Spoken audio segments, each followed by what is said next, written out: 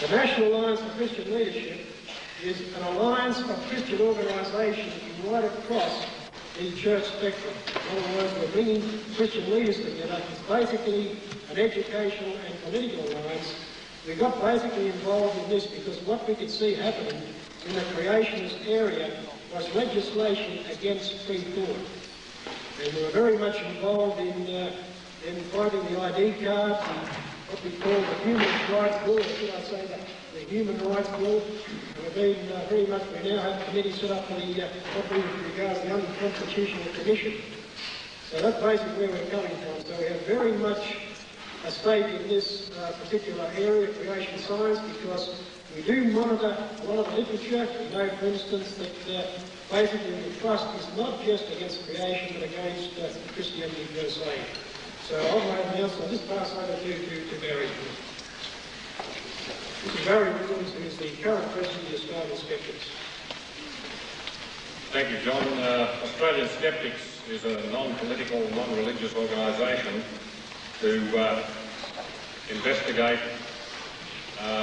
claims of paranormal and pseudoscience.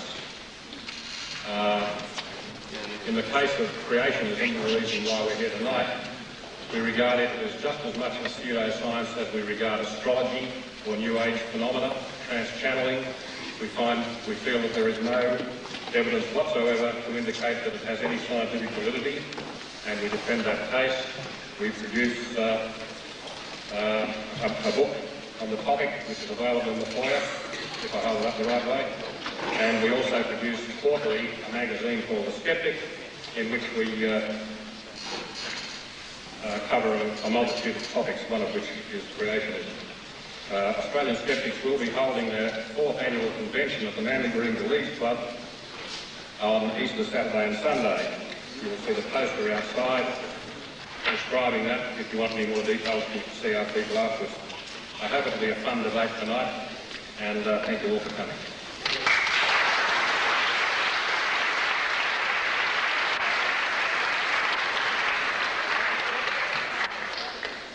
We have two distinguished speakers, and very briefly, your first speaker is Dwayne T. Gish. Now, Dr. Gish received his bachelor's degree in chemistry from the University of California in 1949. He has a doctorate in biochemistry in 1953 from the same university, but at Berkeley. Must have two different campuses. Anyway, he spent 18 years in biochemical research at several institutions, including, I'm reading this together, including Cornell University Medical College, the Virus Laboratory of the University of California, Berkeley, the Upjohn Company, I think he has an American accent, a pharmaceutical firm in Kalamazoo, Michigan. During that time, he worked with 2 Nobel Prize winners. He's the co-author of over 30 technical papers. He has authored several books and numerous papers on the subject which we're about to hear, creation and evolution. He's lectured and debated on this subject at major university campuses, it doesn't say why, throughout the United States and over 25 foreign countries. He's a fellow of the American Institute of Chemists and is a member of the American Chemical Society. I don't know what that is either. And the American Association for the Advancement of Science. He is listed in the American Men of Science and Who's Who of the West. The second speaker is Mr. Pilmer, BSc Honours, PhD.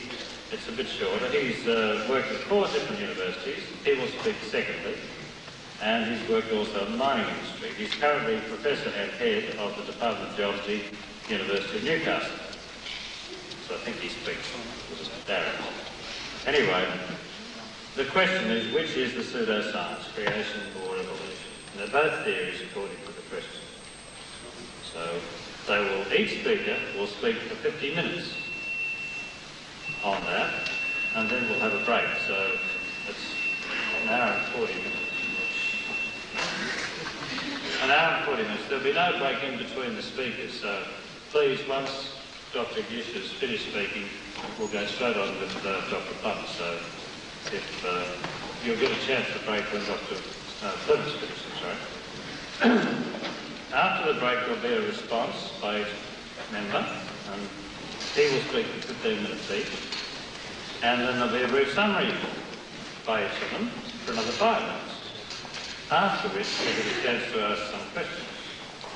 And we don't want any questions which are statements. We want nice brief questions, because you'll be cut off if you try to make statements that, you believe in God or something.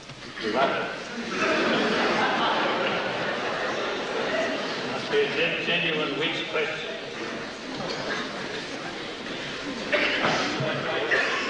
Not now.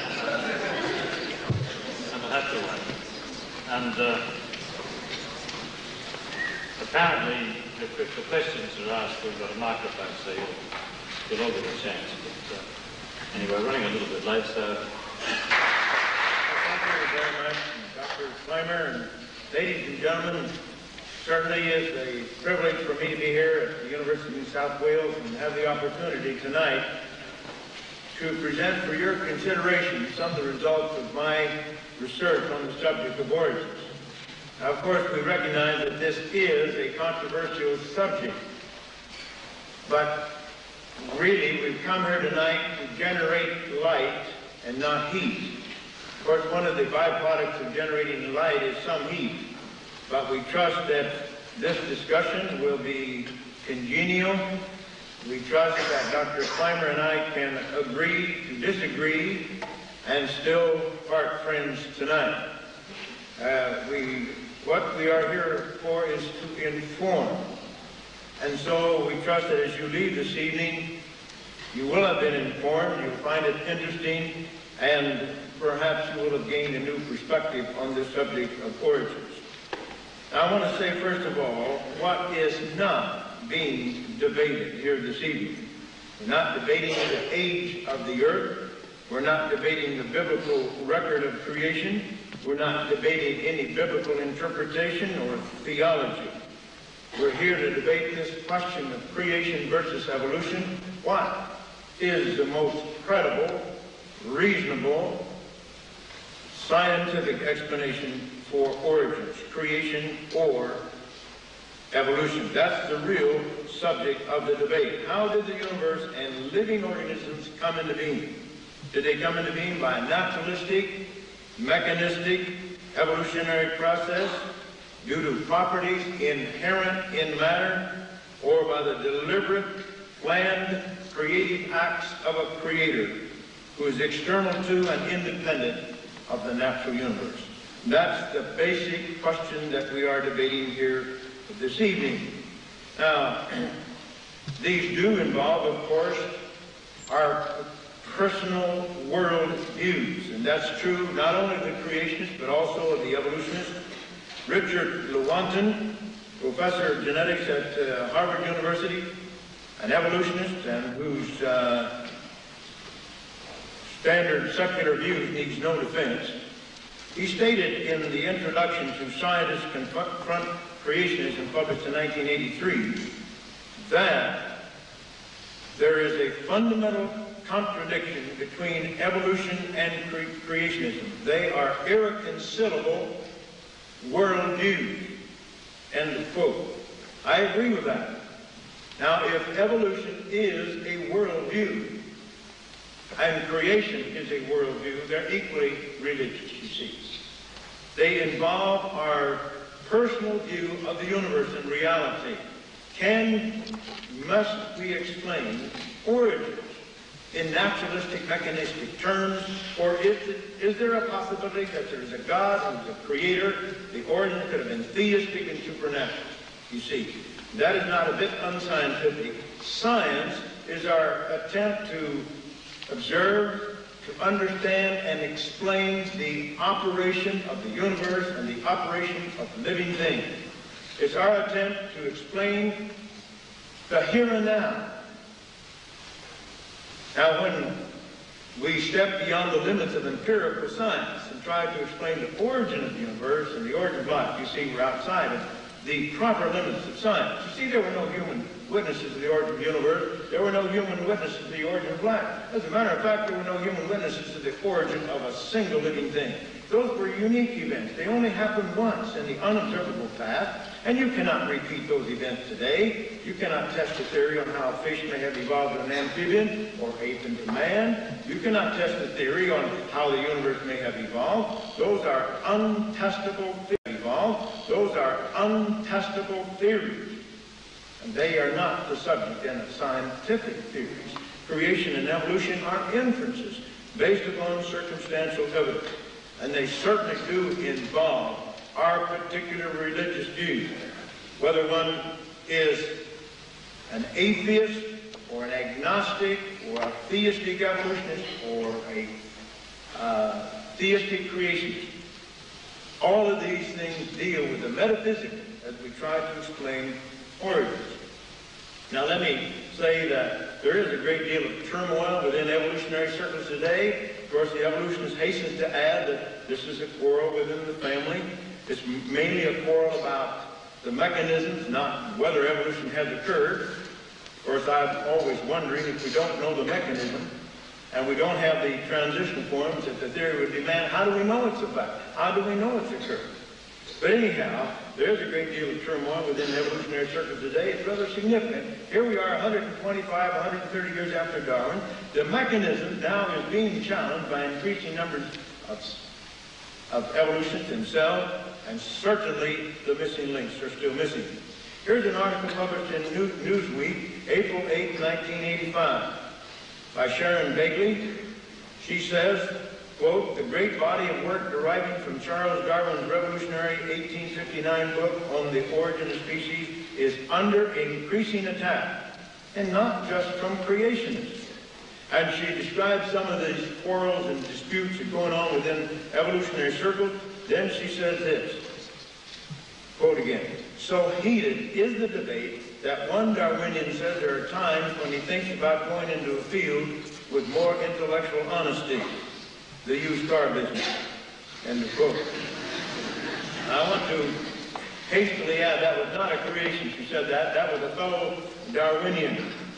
Now, furthermore, you know, one of the unfortunate things about this controversy is that evolutionists, one of the tactics that they have used is to accuse the creationists of distorting science, of quoting out of context, of telling outright lies. I think that's very unfortunate. In a debate, I have never accused my opponent of any of that. Even if I thought he was guilty of it, I would not accuse him publicly. Let you judge, you see. But I have a book with me written by a scientist who is not a creationist. He is not a Christian. So none of these charges can be made against him, and he's one of your own. Dr. Michael Denton, who is now engaged in genetic engineering research at Prince of Wales Hospital. He has 2 earned doctorates from British universities. He has a PhD in molecular biology from London University and a medical degree from Bristol University. He's written a book called Evolution, A Theory in Crisis. Now, according to Dr. Denton, on every count, evolution strikes out. Here we read on the flap of the book that the theory of evolution, as propounded by Darwin and elaborated into accepted fact by biologists, quote unquote, is in serious trouble. This sober, authoritative, and responsible book by a practicing scientist presents an accurate account of the rapidly accumulating evidence which threatens to destroy almost every cherished tenet of Darwinian evolution. Not only has paleontology failed spectacularly to come up with the fossil missing links which Darwin anticipated, but hypothetical reconstructions of major evolutionary developments, such as that linking birds to reptiles, are beginning to look more and more like science fiction fantasy than serious conjecture. Most important of all, the discoveries of molecular biologists, of whom Michael Denton is one, far from strengthening Darwinian claims, are throwing more and more doubt upon the correctness of the theory. Now that's from a man certainly was not professed to be a creationist nor a Christian.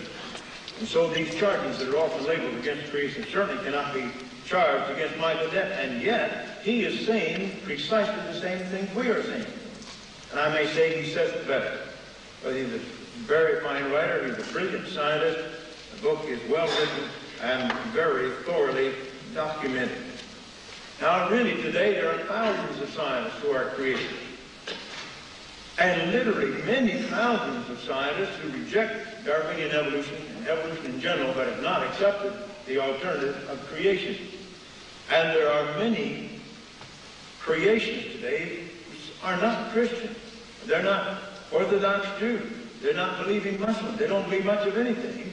Only they are aware of the fact that the evidence for design and purpose and complexity and much other evidence demands creation. There is something behind this universe that was responsible for its origin. I want to discuss some of that evidence tonight. You know, while neither creation nor evolution is a scientific theory, they each have scientific characteristics, and they can be discussed in scientific terms, which we'll do here tonight. Now, let us first of all try to define the theory of evolution just in general terms. As you know, one of the more popular theories on the origin of the universe tells us that some billions of years ago, all the energy and matter of the entire universe, what's in your body and in this building, in the entire universe, was compressed into a huge cosmic egg, subatomic particles and radiation. Now, nobody has the foggiest notion where the cosmic egg came from or how it got there. Someone suggested perhaps the cosmic chicken laid the cosmic egg. I don't know about that, but nobody has any other explanation where it came from. But there it was, and then for some equally inexplicable reason, this cosmic egg exploded. Now, out of that explosion, hydrogen gas was generated, and some helium. No carbon, no nitrogen, no phosphorus, no sulfur, no uranium, no lead, no iron, no copper, nothing like that. Just mainly hydrogen gas, and this hydrogen gas expanded out into the vast stretches of the universe. And that's all there was, hydrogen gas. That was the universe. From this hydrogen gas, we are told, stars created themselves, galaxies created themselves, our solar system created itself. On this planet, life evolved, and that first form of life, that little microscopic organism, through a series of genetic mistakes and the death of the less fit, has produced man. We have 30 trillion cells in our bodies, and 30 million cells in our bodies for more than 200 varieties, 12 billion of which are found in our 3-pound human brain. And since each brain cell is connected to 10,000 other brain cells, that means we have 120 trillion, 120 billion connections in the human brain.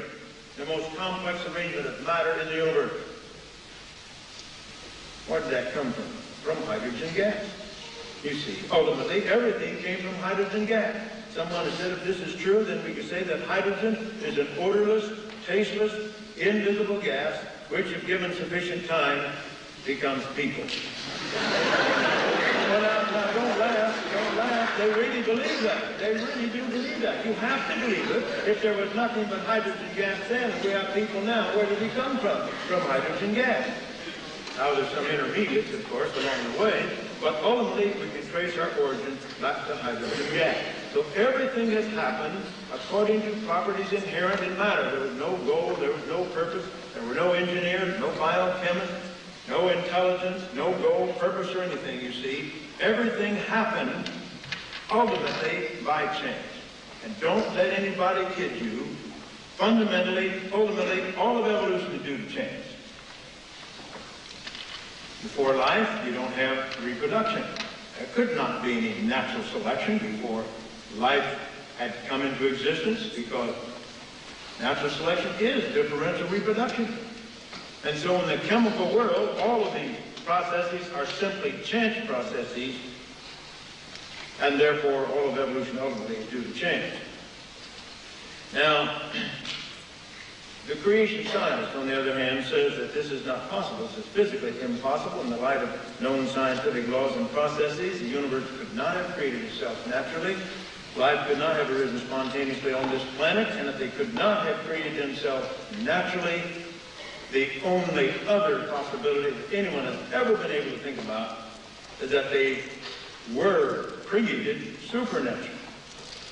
So while evolution is natural and mechanistic and continuing today, creation is theistic, supernatural, and completed.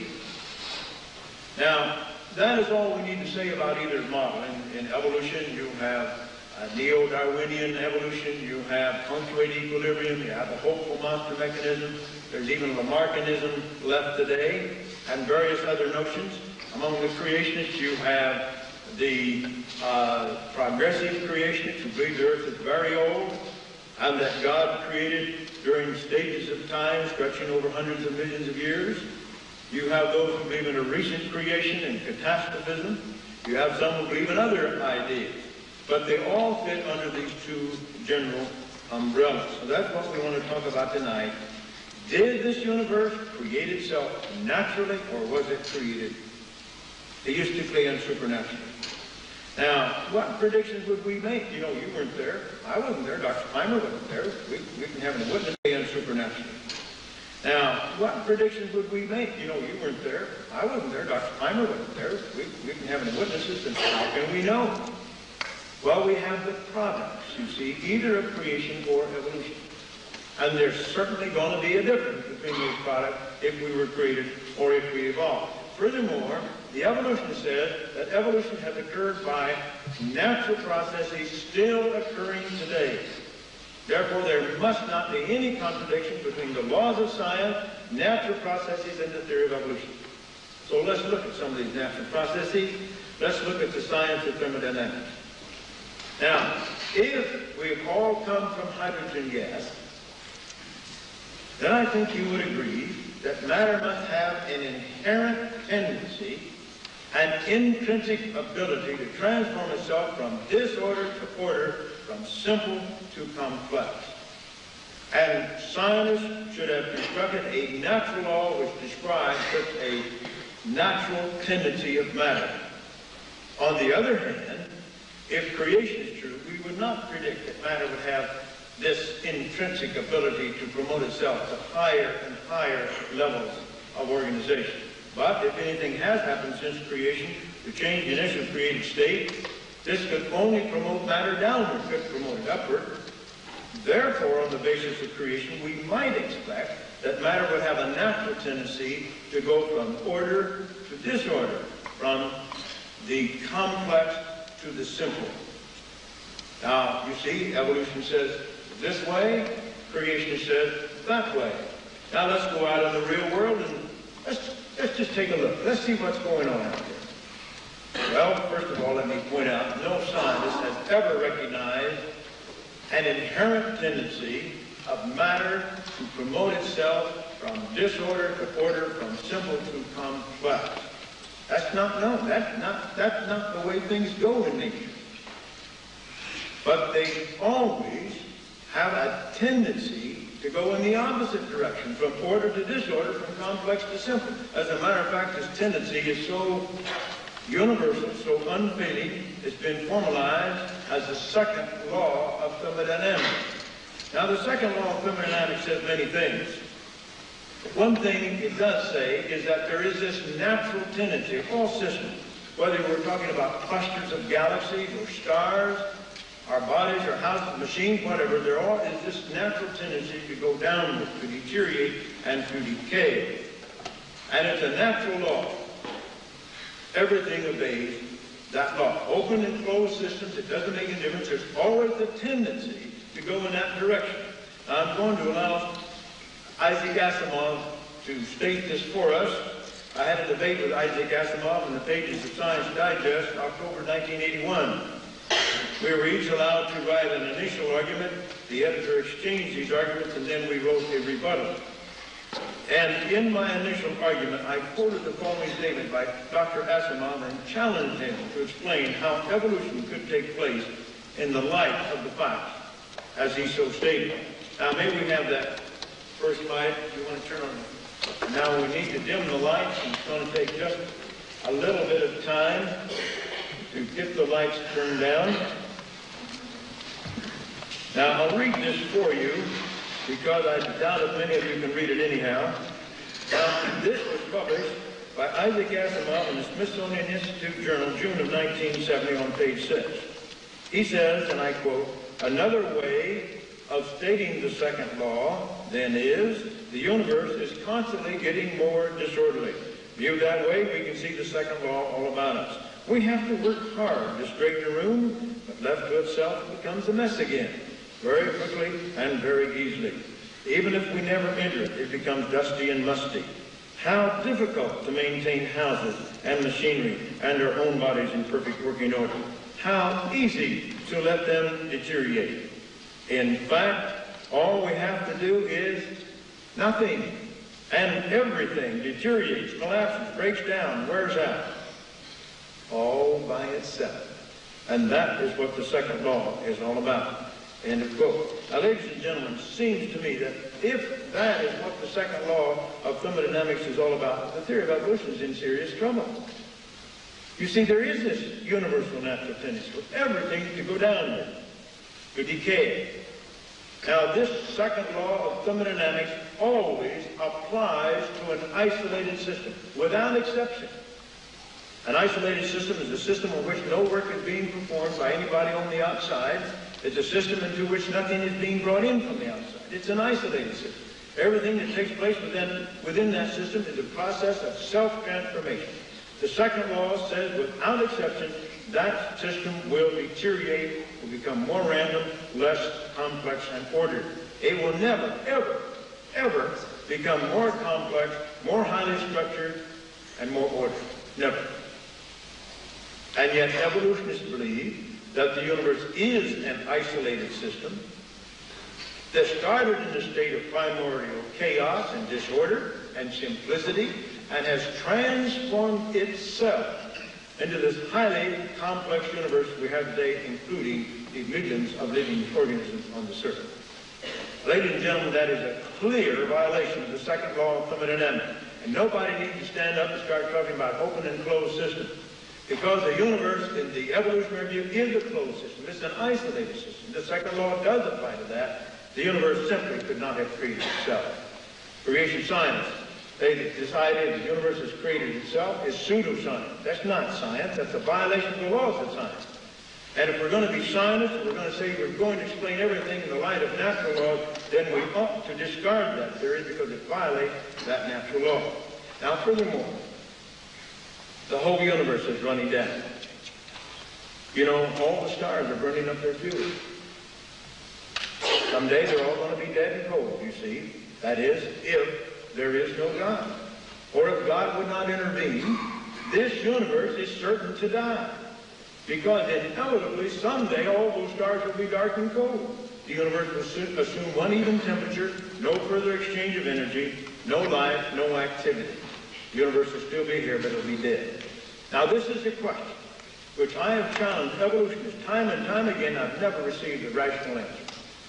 If the natural laws and natural processes which now govern the universe are leading inexorably to its death and destruction, and if, as evolutionists believe, these natural laws and natural processes are all there is and all there ever has been, how could those very same natural laws create the universe in the first place? Is it possible that the very processes which are now destroying the universe could have been responsible for its origin? What sort of tortured logic would one have to use to reach such an impossible conclusion? Creation scientists reject that notion as being irrational, unscientific, and simply pseudoscientific. It has no relevance to anything related to origins. And so the science of thermodynamics certainly demonstrates the universe could not have created itself. Now, what about the complexity, the order that we find in the universe? Could that come about by chance? Is it possible? Well, there are ways of calculating those factors. Let's take a look here now at the next slide. Here is the structure of an enzyme. This is ribonuclease. has 124 amino acids in it. It's a protein, of course. All enzymes are proteins. Enzymes, of course, are those catalysts which make chemical reactions go very rapidly, which ordinarily go slowly. And life could never exist without enzymes. The most primitive form of life imaginable would have to have hundreds of different kinds of enzymes, hundreds of DNA and RNA molecules, which are even more complex, and many other complex molecules. Now, we see in this enzyme 124 amino acids. That's a rather small protein. The average protein has 400 amino acids. Some have over 2,000 amino acids. But in this protein, we see lysine is number 1, glutamic acid is number 2, then threonine, alanine, lysine, phenylalanine, glutamic acid, arginine, glutamine, histamine, and so forth. 124 amino acids arranged in precise order. Now you can do some juggling around, but not much. It's fairly precise. Now when you have those 20 amino acids arranged in that order, you have this enzyme. When you have 287 of those same 20 amino acids arranged in a different order, in 2 chains, you have hemoglobin. Or rearrange them in a different order, 188 of them, and you have human growth hormone. One's a hormone, one binds oxygen, one's an enzyme. But they perform biological function with tremendous preciseness and ability. How can we account for that precise order? The evolution says, just by chance. It just happened. That's all. You see, there is no selection. Amino acid doesn't select one over the other. Believe me, I worked with those for many, many years in the laboratory, synthesizing proteins, and it is hard work. It just does not happen naturally. They don't select. There's nothing like that. There's nothing delivered or preordained. So it's purely by chance. What is the probability we're going to get 124 amino acids arranged in that order? 1 over 20 times itself 124 times. Believe me, ladies and gentlemen, that is the probability is absolutely 0. If you could try that 1 trillion times every second for 20 billion years, every second for 20 billion years, there wouldn't be the remotest probability you'd end up with that structure there. Now, let me take something more simple. If I'd have 17 people to line up here in front of the auditorium in a certain order and then reshuffle in a different order and then keep doing that over and over again, lining up time and time again, but never lining up twice in the same order. How many times could 17 people line up? You wouldn't believe it. More than 355 trillion different times. 355 million different ways. Well, you don't believe it. All right, you get 16 of your friends together after the meeting and you try. Well, this universe will be gone before you ever finish trying. Believe me, that's only 17. We have 124 here. And what if it did happen? What would you have? One single molecule of one single protein. But you've got to have billions of tons each of hundreds of different kinds of protein molecules. You've got to have billions of tons each of hundreds of DNA and RNA molecules, and many more. And ladies and gentlemen, that wouldn't produce a living cell anyhow. Remember the second law of thermodynamics? Would these molecules spontaneously organize themselves into more complex systems? Why, of course not. If you have a complex system, they will deteriorate and break down and decay, you see. But we've got to have a very complex system. We've got to have a membrane, very complex. We've got to have energy factors, protein factors. We've got to have the genetic material, and it must be put together in just a particular fashion. Life is not a bag of chemicals. Those elements are arranged in precise fashion. Would that ever happen on this earth through the ordinary processes of chemistry and physics? Absolutely not. Anybody who believes that has tremendous religious faith. That's all I can say. And it is irrational faith, and it's a pseudo-scientific faith. Here's a newspaper article that appeared in the Daily Express of London, August 14, 1981. 2 skeptical scientists put their heads together and reached an amazing conclusion. There must be a God. Who were these 2 scientists? Sir Fred Hoyle, the British astronomer, one of the world's leading astronomers, and his friend and colleague, Professor Chandra Wickramasinghe, professor and chairman of the Department of Applied Mathematics and Astronomy, University College in Cardiff, Wales, also a very well-known astronomer. These two scientists became interested in the problem of origin of life a few years ago. They were both atheists at that time, so they had absolutely no inclination to lean toward the creationist point of view. But they calculated the probability of life evolving on this planet in 5 billion years. The probability, 1 chance out of 10 to the 40,000th power. That's 1 out of the number 1 followed by 40,000 zeros. I assure you, ladies and gentlemen, that's just flatly zero. But they said, after all, there's 100 billion galaxies in the universe. Each galaxy has 100 billion stars. Let us assume that every star in the universe has a planet like the Earth. Let us assume the universe is 20 billion years old. Now let us calculate the probability of life evolving somewhere in the universe in that 20 billion years. The answer? Forget about it. The probability was so low it was essentially nil, or zero. Sir Fred Hoyle said the probability of evolution is equal to the probability that a tornado sweeping through a junkyard would assemble a Boeing 747. Now I tell people, if you want to believe that, that's okay, but let's just don't call it science. You see, there's a tremendous religious faith, and it's a religious faith that is irrational and certainly pseudoscientific. These scientists did not become creation. By the way, they're not Christian. They don't believe in the Bible or anything like that. But they do believe that wherever life exists in this universe, it had to be created. Did they become creationists because of their religion? Obviously not. They became creationists in spite of their religion, because they were both atheists when they began these studies. Professor Wickramasinghe said he didn't feel very comfortable with this notion, but he could find no logical way out of it. Now, these scientists were open-minded. They were willing to accept the decision dictated by the scientific data, and they agreed with what we had been saying all along. Now, let's take a look at the record of the past, the fossil record. Now, if evolution is true, of course, we should have thousands, tens of thousands, undoubted transitional forms in our museum. There should be no quarrel about it. There should be no dispute. I wouldn't be here tonight. We would have the absolute proof of evolution into tens of thousands of undoubted intermediate forms or partway forms. We have 250,000 fossil species in our museum, represented by tens of millions of fossils.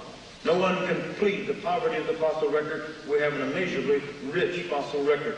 If evolution is true, tens of thousands of those creatures should be of intermediate form.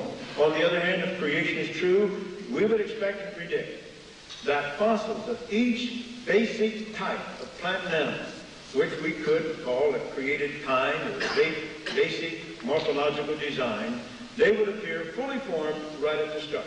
An onion would be an onion. A rose would be a rose. Tigers would be tigers. Fish would be fish. People would be people. If creation is true. Now we see the predictions are very different. Well, let's take a look at that fossil record. May I first of all cite the British zoologist, Dr. Mark Ridley, a most decided evolutionist. In New Scientist, volume 90, 25th of June, 1981, on page 830, there's an article by Mark Ridley. Now, he wants to downgrade the fossil record. He wants to downplay the fossil record because he knows it's in terrible shape as far as evolution is concerned. As a matter of fact, this is what he says. No real evolutionist, whether gradualist or punctuationist, uses the fossil record as evidence in favor of the theory of evolution as opposed to special creation. End of quote. So he says no real evolutionist even try to use the fossil record to defend evolution. Now, I don't know whether Dr. Pilmer is going to do that tonight, but I've heard many evolutionists try to do that. According to Dr. Ridley, they're not a real evolutionist if they do such a thing, you see. Why does he say that? Well, what better proof of evolution could you have than a fossil record if evolution is true? Now, others have attacked the fossil record.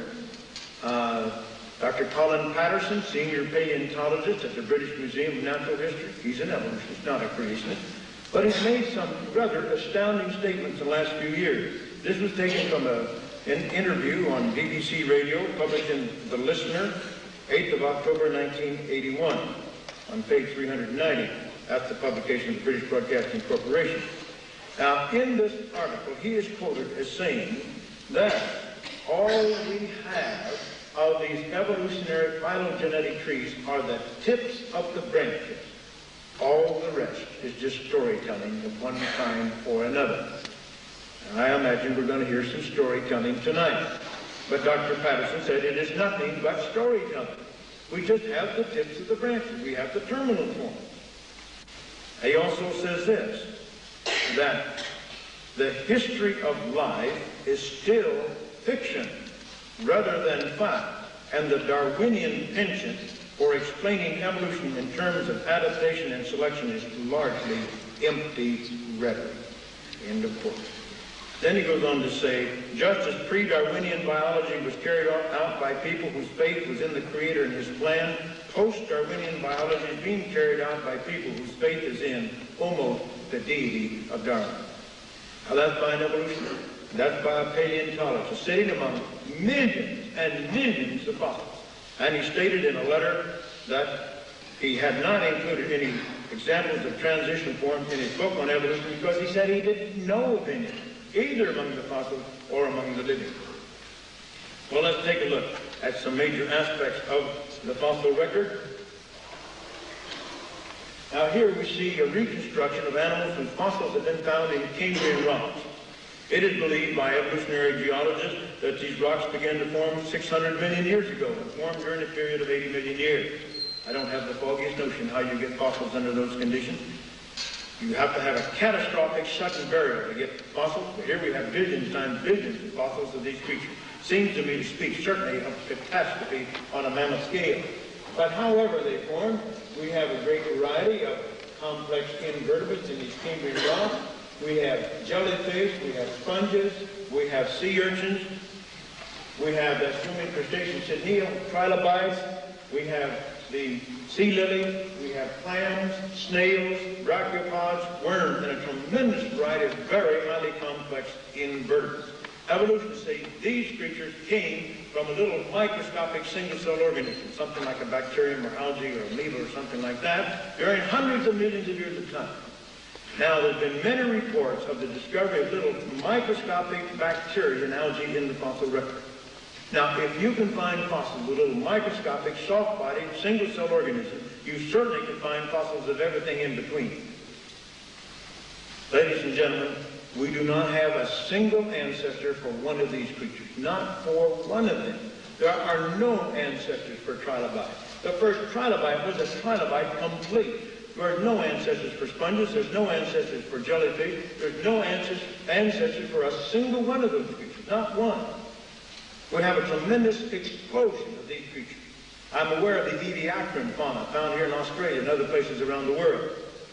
They were very complex creatures, soft-bodied, complex creatures, and they could not possibly be the ancestors of the Cambrian animal because they are very, very different. According to Seilacher, a German paleontologist, Stephen J. Gould, and others, they could absolutely not be ancestors of the Cambrian animal. Ladies and gentlemen, as far as I'm concerned, that settles the question. Evolution has not occurred. Has not occurred. As far as the scientific evidence is concerned, as far as the hard facts of science are concerned, every one of these creatures has appeared fully formed. Now, ultimately, the vertebrates supposedly evolved from the invertebrates, and these invertebrates have no ancestors, so we have no ancestors. Now, furthermore, one of these creatures supposedly evolved into a fish, the first vertebrate. Suppose they are vertebrates, internal skeletons, in contrast to these invertebrates. Evolutionists say it took 100 million years for an invertebrate to evolve into a fish. Why, we have billions times billions of those things that have lived and died during that 100 million years. Our museums should have millions upon millions of their fossils. They don't have one. Not even one single fossil of an intermediate between an invertebrate and a vertebrate. The ichthyologists say that every major kind of fish that we know anything about appeared fully formed right at the start. They had their origins firmly based in nothing. Now, ladies and gentlemen, that's the fact. Now, you can believe anything you want to. By faith, you can believe a fish evolved from one of those invertebrates, but you don't have one iota of evidence for it. And ladies and gentlemen, you cannot have 100 million years of evolution and not leave a trace. We ought to have billions of those things, billions times billions, and we don't even have one. Ladies and gentlemen, vertebrates do not have ancestors. We are vertebrates, so we don't have ancestors. Now you see, that just simply settles the question. Why should we argue about Archaeopteryx? Why should we argue about Australopithecus? The evolutionists themselves argue about that. Here are gaps that are absolutely immense. There's no question about it. There's no dispute. No evolutionist in his right mind would question the statement that there are no ancestors for fishes. And that settles the question. But we could deal with much more of the fossil record. The fact is, I want to prove my point using the evolutionary literature itself. I have an illustration here taken from this book, Confronting Creationism, Defending Darwin, published right here in New South Wales. That book quotes or cites Michael Archer and Clayton, one of their books, as evidence for transition forms among the elephants. And here is the illustration. And they say that this is fossil record of the elephant. Solid vertical lines represent fossil record. Dashed lines, the dashed lines represent phylogenetic interpretations about probable origins of the species. Notice, please notice, ladies and gentlemen, that here are the solid lines, right here. Those are the solid lines. Those are where we have actual fossil remains. What do we have? Parallel existence of these creatures. Notice the transitional form. What do they have? Dotted lines. At every point they have dotted lines. What does that mean? No transitional form. No fossils. Here, from their own mouth, out of their own book, they have proven that they don't have the transition form. They've shot themselves in the foot, is what they've done, and using this. Here are the solid lines. That's the actual fossils. Notice the dotted lines. That they merely think, they merely believe, they merely imagine that there were transition forms. Look, there are none. There are no transition forms. Now that is supposed to be their example. They cited this as an example of evolution between some basic types of creatures. There are no transition forms. There are no fossils there. And so we see, ladies and gentlemen, that they themselves have proven that their case is certainly based upon a house of cards. There's not evidence at all. It's supposition. They believe it, but they don't have the fossils. And that would be true, of course, of all their many other examples. And I think that simply takes care of the fossil record, although we want to look at a few things about human origins. Could you turn that, maybe have that on, please, Mike? Very quickly, I want to take a quick look at human origins.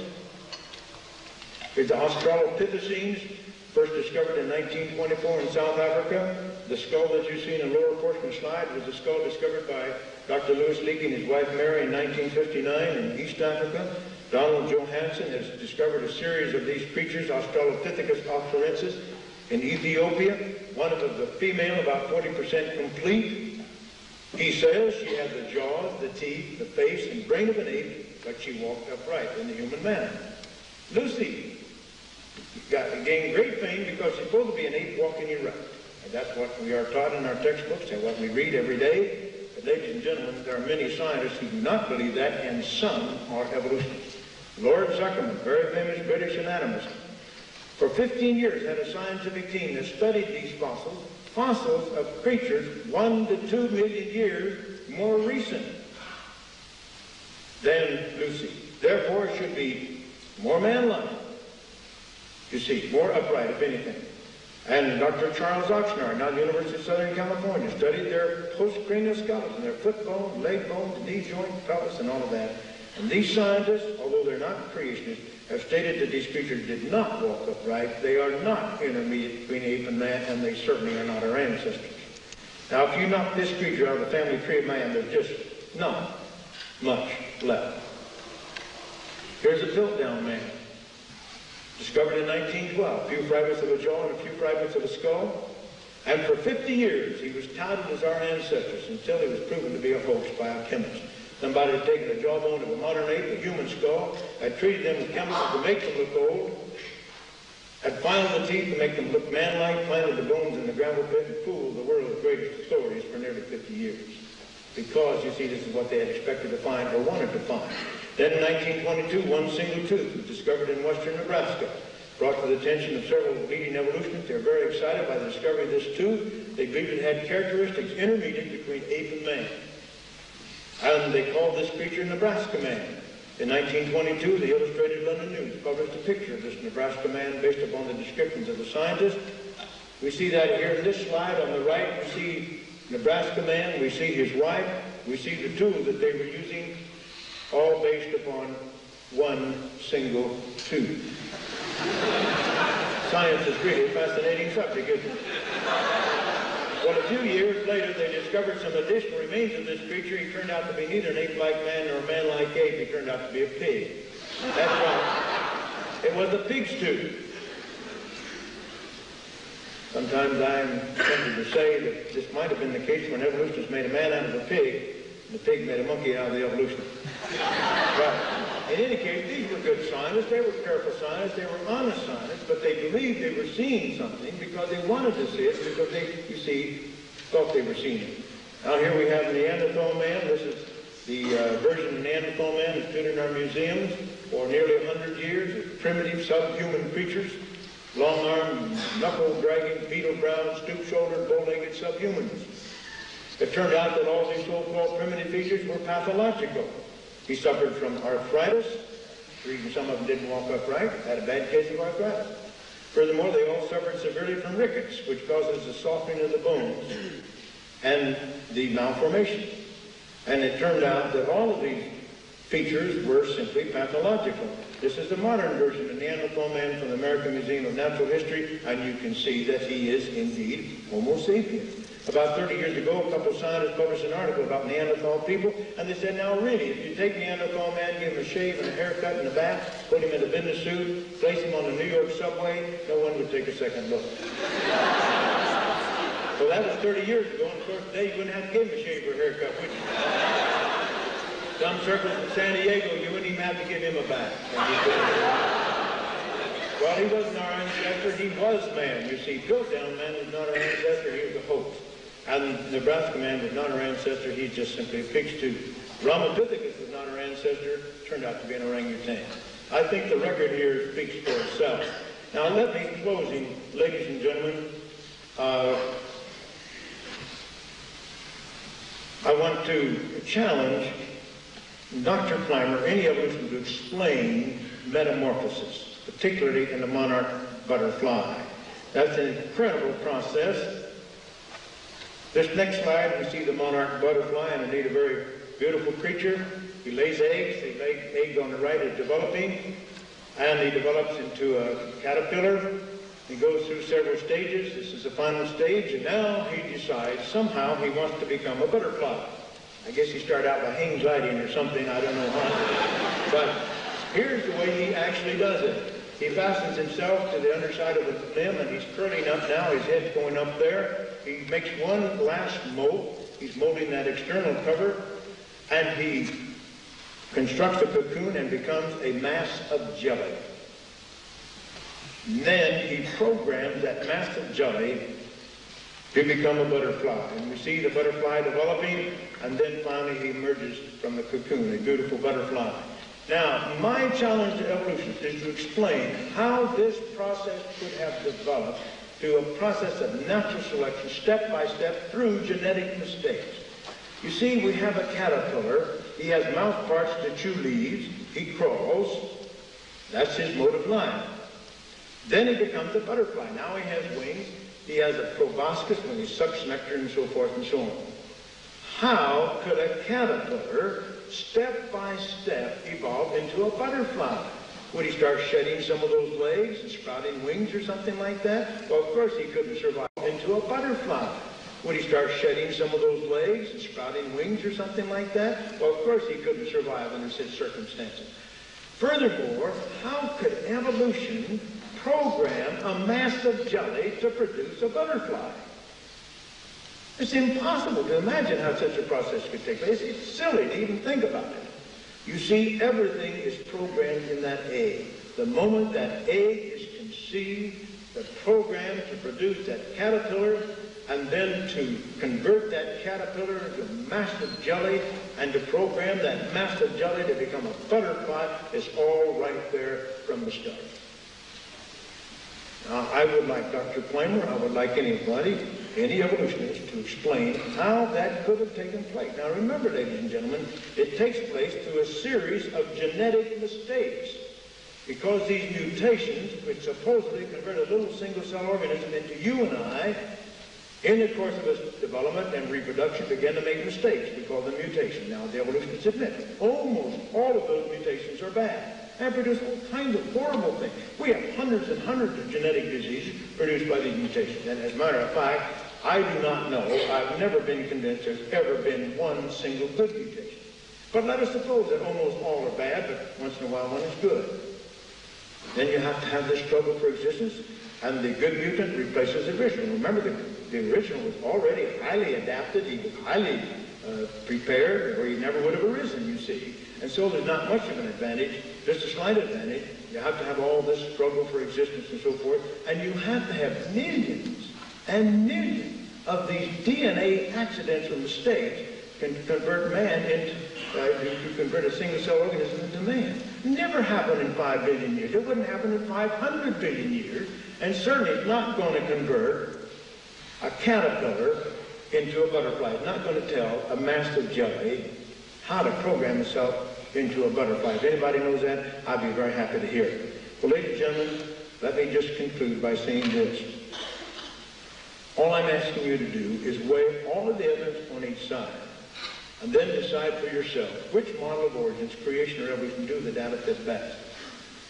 In my scientific studies, I've become convinced the best statement we can say about our origins today is still, in the beginning, God created the heavens and the earth. I thank you very, very much.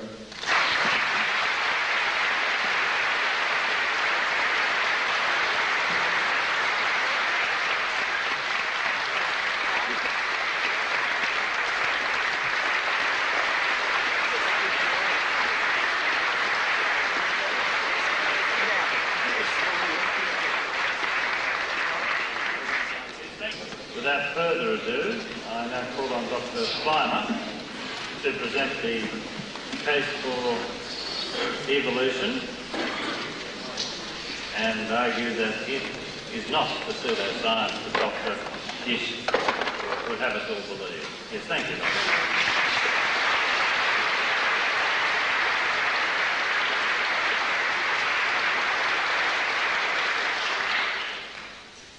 Creation science is a contradiction in terms.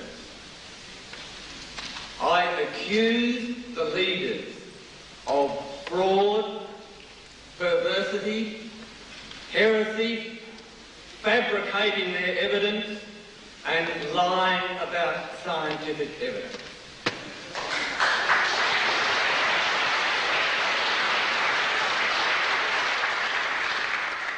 We had this book as an example.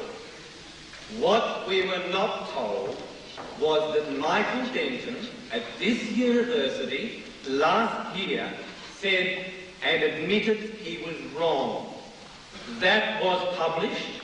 He also said that he was unaware of the fossil record when he wrote it.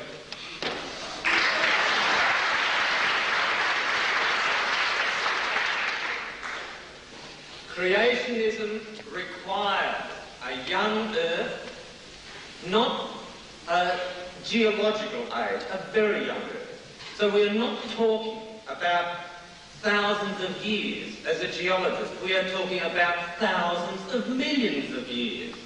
So we are talking about a factor of 1 million. Creationism requires catastrophic events. As we heard in the Cambrian, we had to have some catastrophe to get these fossils. I want to investigate the implications of creationist science. I want to look at their publications, I want to look at how they communicate and teach their science, and I want to look at how they get their data. Let's first look at catastrophic events. One of the major arguments used is the Great Flood. The bulk of this continent, this Earth's sediments and fossils, we hear formed in the Great Flood. And we have a split in their science there. One arm says we had continental drifting, and the other arm says we haven't. So to be fair, we look at both possibilities. Continental drifting is where we show that the continents have pulled apart and have moved and have collided. This is a massive process. If we had continental drifting immediately after the Great Flood, then our continents would have been moving at 4 kilometres a year. Now, has any mariner recorded continents moving at 4 kilometres a year? Yet our creationists want this to have happened every year for the last 4,000 years. Why did Columbus go in 1492? If he went 500 years earlier, it would have been 2,000 kilometres closer. That is the level of their science that they expect us to believe.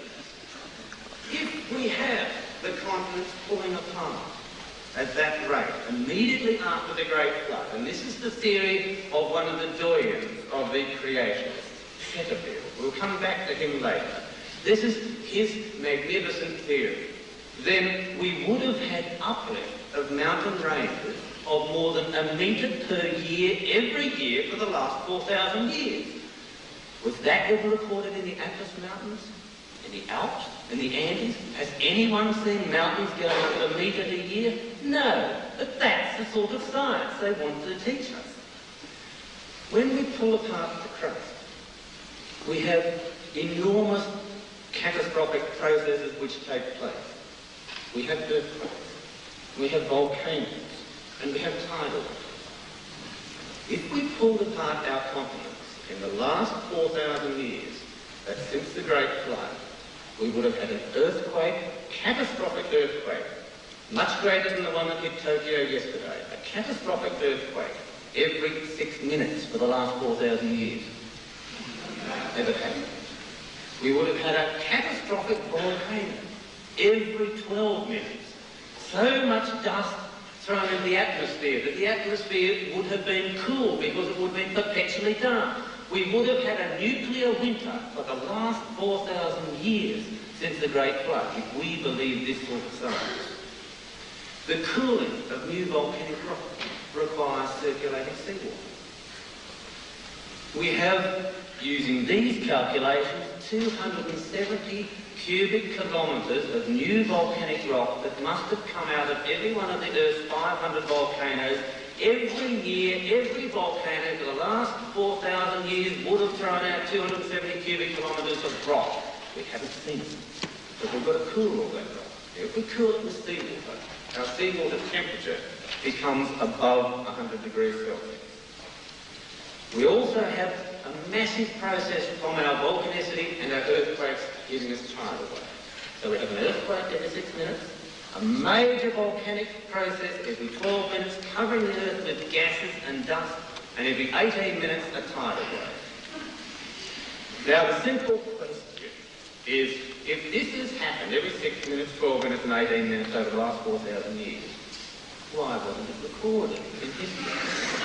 We have a continuous record of history. That's the sort of science I want us to believe. Now, the only possible answer I can give you is that how can you write history when every 6 minutes your desk wobbles, it's permanently dark and you get hit with a tidal wave of boiling water every 18 minutes? That is science. Okay, let's look at the other possibility, that we haven't had continental drift when we've had this great catastrophic flood, where we've had a sudden burial of everything. If we're going to have a great flood, as a scientist you ask the question, where does the water come from? We have had 4.4 billion cubic kilometres of water to cover this earth in a great flood.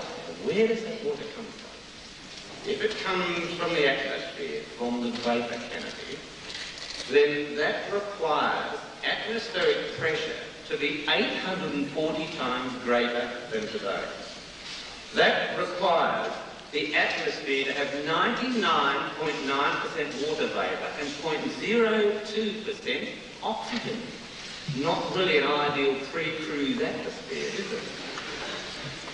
To condense that water into rain would require a raising of atmospheric temperature to 3,500 degrees Celsius. So it's quite clear. From very simple school child physics that we couldn't have had a great flood by an enormous amount of rain. Okay, well the other possibilities come out of the earth, bubbling out of the earth. We know from drilling deep holes that the porosity of the Earth's crust is a long way less than 1%. The second thing is we know from drilling holes that the water gets hotter and hotter and hotter, and we get temperatures of 300 and 400 degrees Celsius in the crust. So if we were to have 4.4 billion cubic kilometres of water for our catastrophic event to form his fossils, our water would have come out onto the surface at 350 degrees Celsius, and we would have been on a crust that had a porosity of greater than 50%, quicksand. The whole crust would have been quicksand before the Great Flood. We don't have any record of that, but that's the sort of stuff we're expected to believe. Let's look at a few of the other problems. If we didn't have continental drift, then to explain the creationist argument, we have a minor logistics problem. Noah would have had to have gone to Australia to collect the endemic species from here. He would have had to have gone to Cape York, to Central Australia, to Tasmania, maybe even punished himself and gone to New Zealand and gone to the Andes to collect the fauna and flora there, gone to the Gobi Desert to finish Lapland. He had to do all of that before the Great Flood. Is it really scientific to expect that poor Noah went on an uncharted, unknown world to collect the 2 million known kinds of animals we have? Very simple. The logic doesn't work. Then we've got a bit of a problem when we're on our ark. We have many organisms that do not survive in zoos, let alone in an ark, in wildly turbulent conditions. We have many animals that require very special diets, like the koala, or like the carnivores, or his colleagues are trying to tell us that the dinosaurs were on the ark. Dinosaurs 30 metres in length, on an ark 155 metres long and 15 metres high. Now what would happen if that dinosaur pair of 30 metres in size decided to copulate on that ark? That's the sort of logic. They recognise they have a fundamental logical problem. So they say, well, we have young dinosaurs, hence copulation is more likely. So the logic doesn't work. But let's then look at our 2 million kinds of organisms which we've had on this ark. They came in pairs. So we have 4 million on this ark. So we have 2 million organisms today. And in the fossil record, all those organisms which were wiped out in the Great Flood, we only have 200,000. So in 4,000 years, we've gone from 200,000 to 2 million, and that's evolution. That's using their figures. So it's very clear that we have major problems if we want to look at catastrophic processes. But let's look at these 2 million organisms on the ark. Many of these were meant to have survived the catastrophic process. Now, how did some bacteria and virus, which lived for less than a year, how did they survive on the ark? How did the humans survive on the ark? Humans have a number of diseases that no other organism carries. Now, the humans on the ark must have carried measles, a type of pneumonia, typhus, typhoid fever, smallpox, polio, and good old syphilis and gonorrhea, leprosy, 4 types of malarial parasite, 2 types of tapeworm, an intestinal worm, a pinworm, 3 types of lice, and on we go. So what Noah's family had to carry makes AIDS look like a minor cold.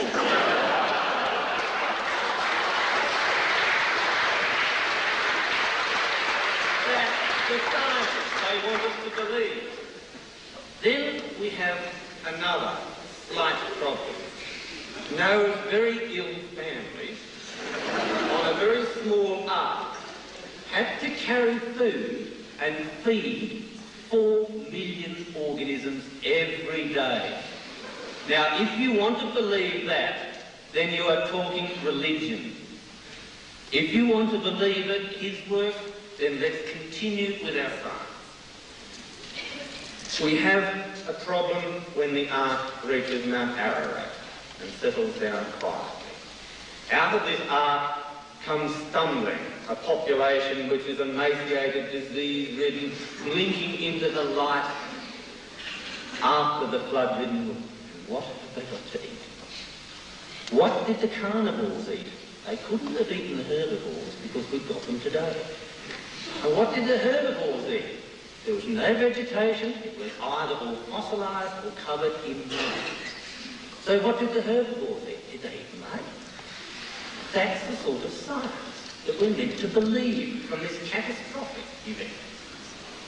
Then we have a few other little problems, and we become very parochial here and look at some of the Australian mammals. My favourite little friend is the blind marsupial mole. Now, our poor blind marsupial mole comes out of the ark, nothing to eat, can't see, doesn't know where to go, but he just happens to come back to Australia where his fossil ancestors live. That's their science. Now, what is even more surprising about my dear little fluffy friend is he got here across a mythical land bridge and managed to get through Malaysia before the Malaysian tiger got there. So how did he do it? Did he look at signposts? This is the sort of problem we are confronted with. We have a few other little problems. Our New World primates. How did our New World primates in South America find their way back from Turkey to exactly the place where their fossil ancestors were found? How did they do it? How did flightless birds go to isolated oceanic islands? We have flightless birds with a 3-metre wingspan, weighing up to 500 kilos in weight. These flightless birds have managed to go to isolated islands like Madagascar, such as the elephant bird, or Mauritius, the dodo, or New Caledonia for the cargo, or for New Zealand for the moa. How did these birds do it if they can't fly and they go to these tiny little oceanic islands? But how did they find their way back from the ark to where their fossil ancestors were found? This is the legend of their science. Some of the other catastrophes which we are fed with concern coal. And this is interesting because coal is always within terrestrial sequences. So I find it hard to understand how this would have formed in the Great Flood. Let's forget the obvious inanities and continue. Our creationist literature and some of their letters to me have some marvellous revelations. And one of them is that we find fossilised iron bolts and fossilised gold chains, they're only 8 carat by the way, the fossilised gold chains within coal. We have reports of that from this country. Now that's interesting. First question is, why do we mine coal? Why don't we mine it for gold? Obviously, no gold. The second question is even more interesting. And a year ago, I challenged someone to give me a gold chain from a coal seam in this country. I offered $20,000 This $20,000 was offered in the coal fields, where every day 25,000 men are underground. I haven't lost a penny yet. Now surely the science is based on observation. But let's look at the implications of this magnificent find of gold chambers within Eastern Australian coal. Gold first came to this country in 1788. Coal was discovered in 1791. So we must have had the Great Flood in Eastern Australia between 1788 and 1791. So we shouldn't be celebrating the bicentenary of Australia. We should be celebrating the bicentennial of the Great Flood. That's the sort of logic we are left with. The implications of their science do not stand up to simple schoolboy science. Now let's look at the favourite one, which we get faced with, and that is the speed of light. We have a very well-known creation scientist, so well-known he's attached to no institute and has no qualifications and is hidden somewhere down in South Australia, who has written some work suggesting that the speed of light has slowed down enormously since creation. This is based, and I won't go into it, on a number of erroneous assumptions and just saying things that are wrong, but the aim of the exercise is very clear. That is to make time, geological time, instead of being thousands of years old, to make it, instead of being thousands of millions of years old, to make it thousands of years old. So they're trying to shorten time. And this chronophobia is what I want to discuss now. The chronophobia of our creation. The suggestion by our friend Setterfield is that at the time of creation, the speed of light was 200 billion times faster than now. So when God said, "Let there be light," that speed of light was 200 billion times faster than now. The suggestion by Setterfield is that light stopped slowing down in 1960. Setterfield also argues that the speed of light started to slow down at the first sin. So that means that from 1960 onwards we've had no sin. Did you notice? That's the implication of this science.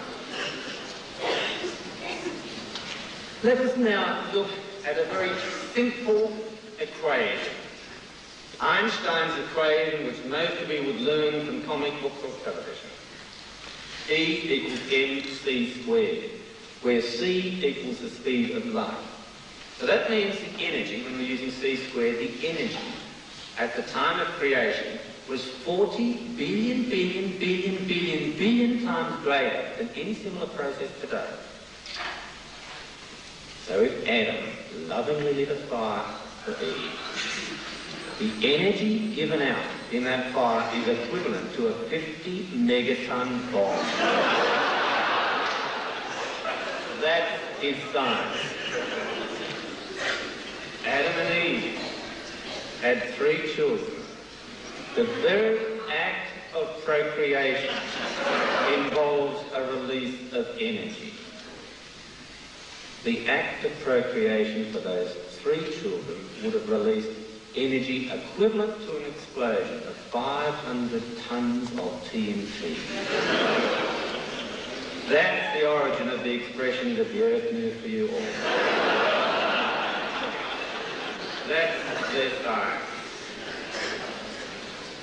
If we have the speed of light 200 billion times faster than now, and we could see things, then the only form light could have been in would have been as high energy gamma radiation.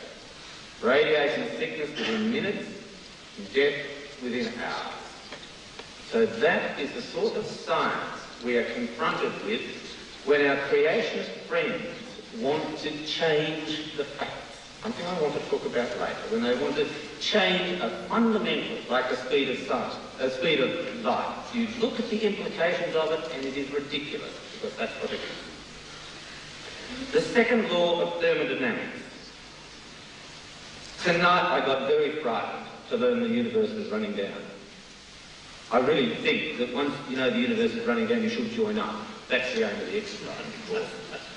But the second law of thermodynamics is an interesting argument that is always used. I heard exactly the same argument on Wednesday by Dr. Gish. It was just cranking the same handle. First, we start with the second law of thermodynamics. We say it's a closed system, and we go from the simple to the complex, or from the ordered to the disordered. And then, after the handle's been cranked 5 times, it was 4 today, so you're doing well, after it was cranked 4 or 5 times, suddenly the open system slips in. And immediately, we hear nothing about equilibrium, and we hear nothing about the open system. So if we use his arguments, and he's very keen on chicken, so let's use one. We start with an egg. It is a closed system. You put a bit of energy on it and keep it like that for a little while, and the egg becomes a chicken. So that's the exact opposite of what he's saying. So the first criticism of his second law of thermodynamics is that he omits to tell you 2 fundamentals. He makes an assumption that the universe is at equilibrium. He also makes the assumption that the universe is a closed system. That would be nice to know if it was or if it was not.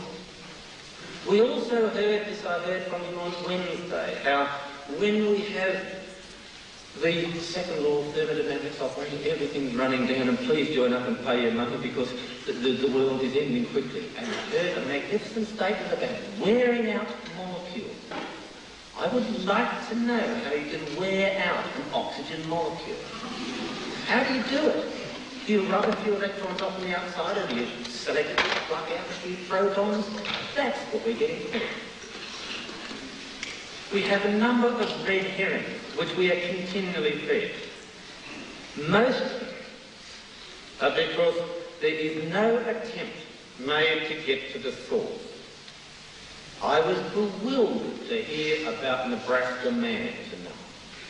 Nebraska Man was first published in the Illustrated London News of December the 17th, which you know is Beethoven's birthday, of 1927, and the reputation of it was by the scientists who found it, and the reputation was in a scientific journal. So it's like the Daily Mirror publishing something and calling it science, and later the scientists refuted it. But that is quoted to us as gospel. We hear also the evolution from hydrogen to people. Did we hear anything about nuclear fusion? No. So we are always not given the complete story, and if we go back to the source, we have a few problems. We heard a probability argument. An absolutely improbable situation existed. Well, I've done the same. And we can have a probability argument using the 26 letters of the alphabet and 120 combinations of them. And I'll read you the start of what it says. It says, "The Lord is my shepherd, I shall not want." And on we go. If we look at any probability, we can randomly, quite easily, pick a combination of 26 letters of the alphabet, throw them together. You can do it with the Kabul phone book, and you can get a unique situation. You can do it with anything. That is the sort of argument we get fed. What I want to now talk about are some of our scientific publications which come from our creationists. The creationists will not allow refutation by science. They will not allow a process of improving, of correction. I use the same principle. And I used our friend's book, or booklet, it's more like a comic, which was called Are You Being Brainwashed? I go to page 8. There is a diagram there that says pre-Cambrian, void of fossils. That is a lie. The pre-Cambrian is not void of fossils. The pre-Cambrian is extremely rich in fossils. He has come to the country where there are many pre-Cambrian fossils going back to 3,300 million years ago. On the same diagram, he says the Earth's crust is void of fossils. That is a lie. Every fossil found on this planet is from the Earth's crust. That is from his book, Are You Being Brainwashed? Page 8. We also see on the same page the Cambrian, a geological time period of some time ago. And I quote, "The billions of fossils found are all of highly complex forms of life." That is a lie. So on one simple diagram we have 3 lies. That is their scientific publication. We turn over to page 9 and we read, "Not a single indisputable multicellular fossil has been found anywhere in the world in a rock supposedly older than Cambrian rocks." That is a lie. But what we get is the repetition of these lies all the time. You don't find fossils in old rocks, you don't find fossils in old rocks, you don't find fossils in old rocks, and eventually someone believes it. So we've had 2 and a bit pages and we've got ourselves 4 lies. Now we have an interesting situation here because one of the Australian creationists, Andrew Snelling, and I quote, he says, "3 Cambrian rocks are either rich in fossils or they commonly contain abundant organic matter which is the remains of fossils." The question is, which creationist is lying? There is no choice. Continuing with page 9. "Billions of highly complex animals just suddenly appear with no signs of gradual development from lower forms." That is a lie. So we have now had 55 words and 5 lies. 1 lie every 11 words in his publication.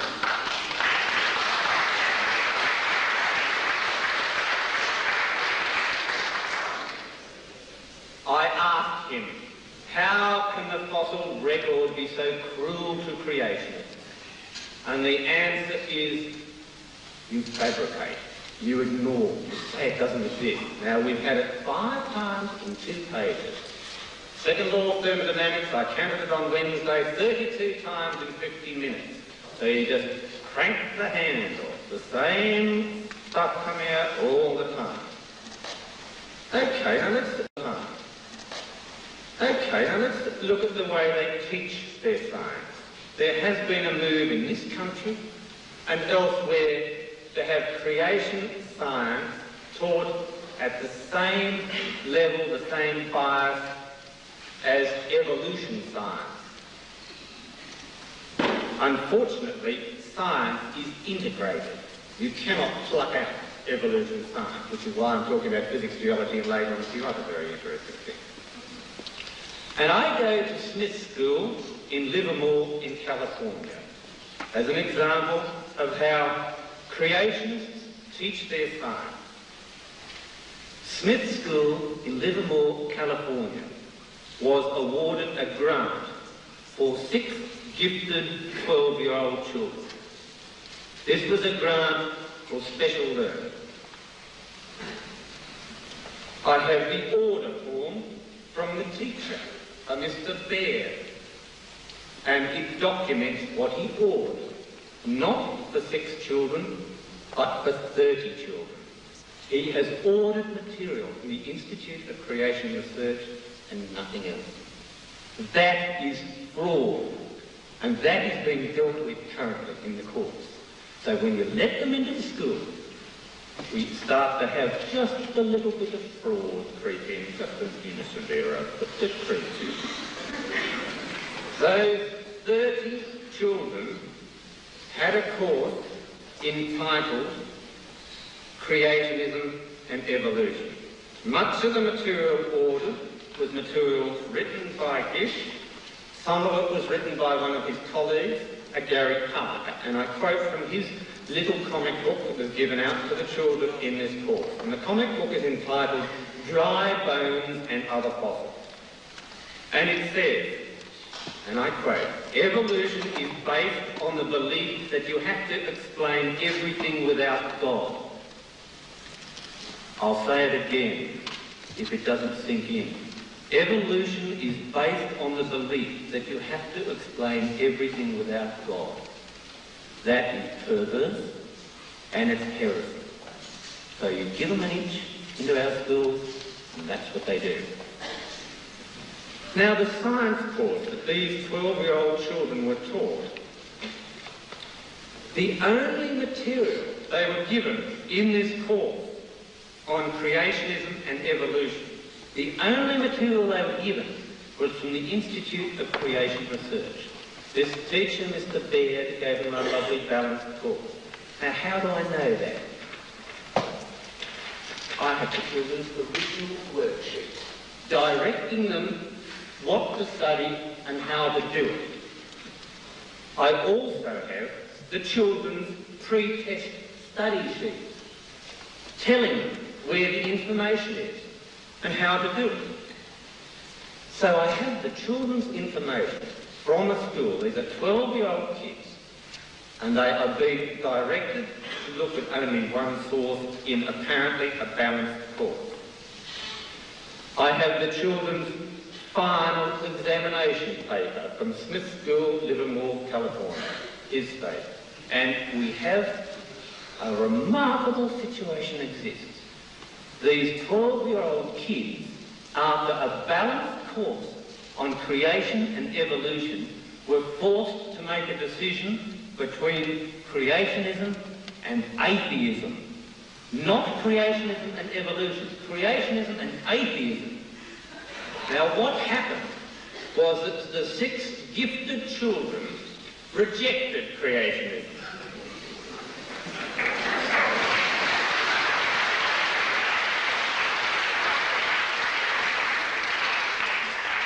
These 6 gifted children were sent back to the library to do it again and to look at the forms again. 2 of those children became atheists. 4 of them had to lie to save their skin. How do I know that? Because it's documented. So you let them into the school and that's what happened.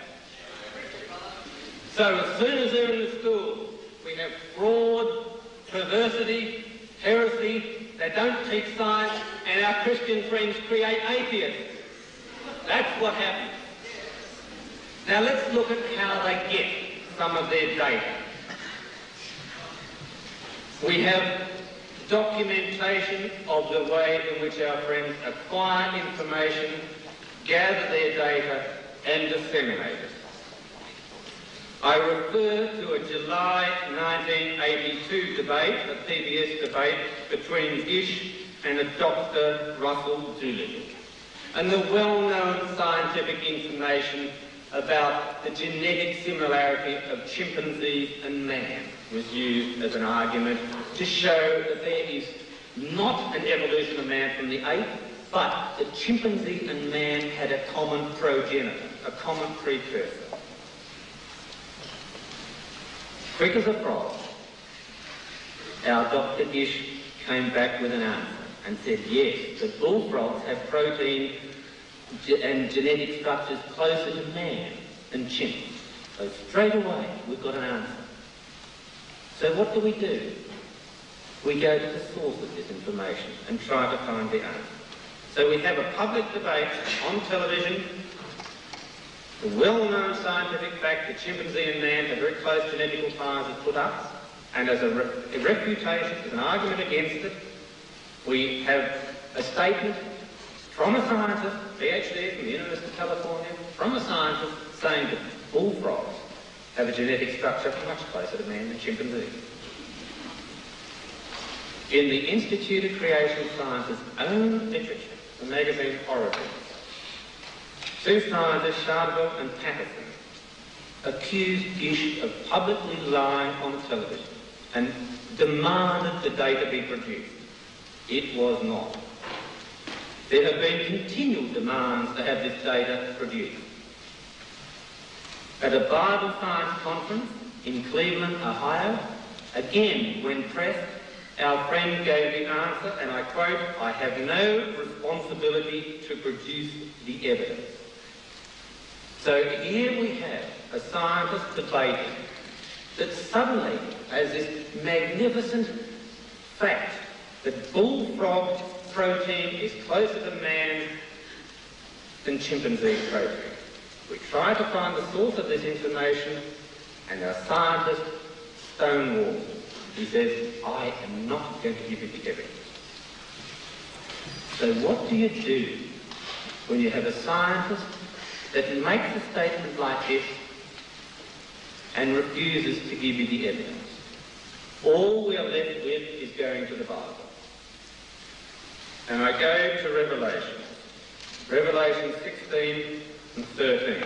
And I read, and I saw 3 unclean spirits, like frogs, come out of the mouth of the dragon, out of the mouth of the beast, and out of the mouth of the false prophet.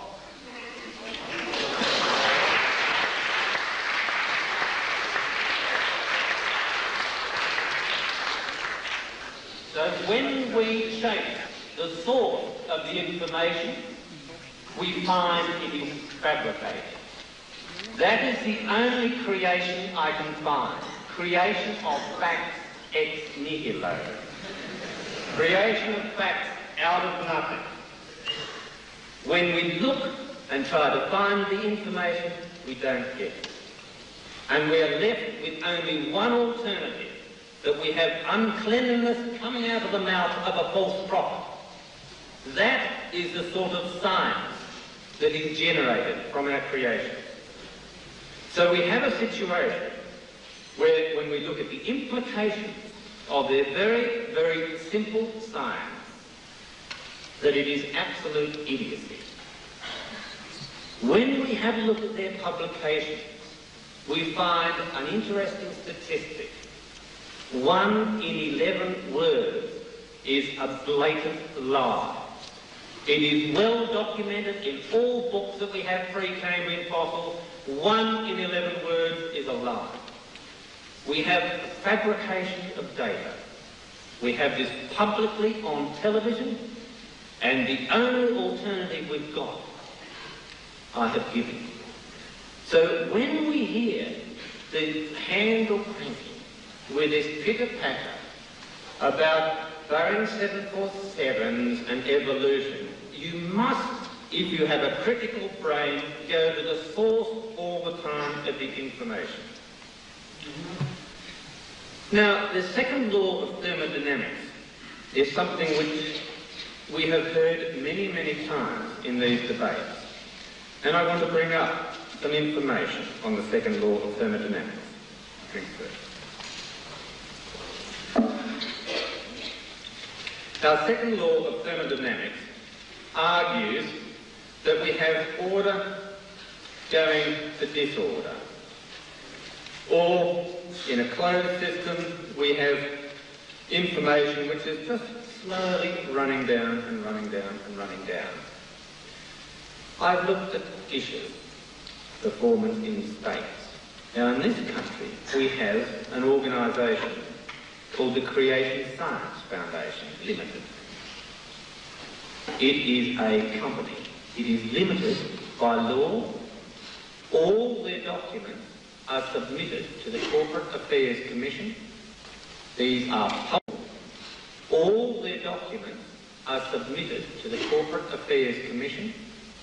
These are public documents. No problem in getting them. So when we go to the Corporate Affairs Commission in Brisbane and have a look at the Creation Science Foundation in this country, we find there are 7 members only. 7 members. All of you other people have been giving money, but you're not members. You have no power, no voting rights. We have 7 members. That is a closed system.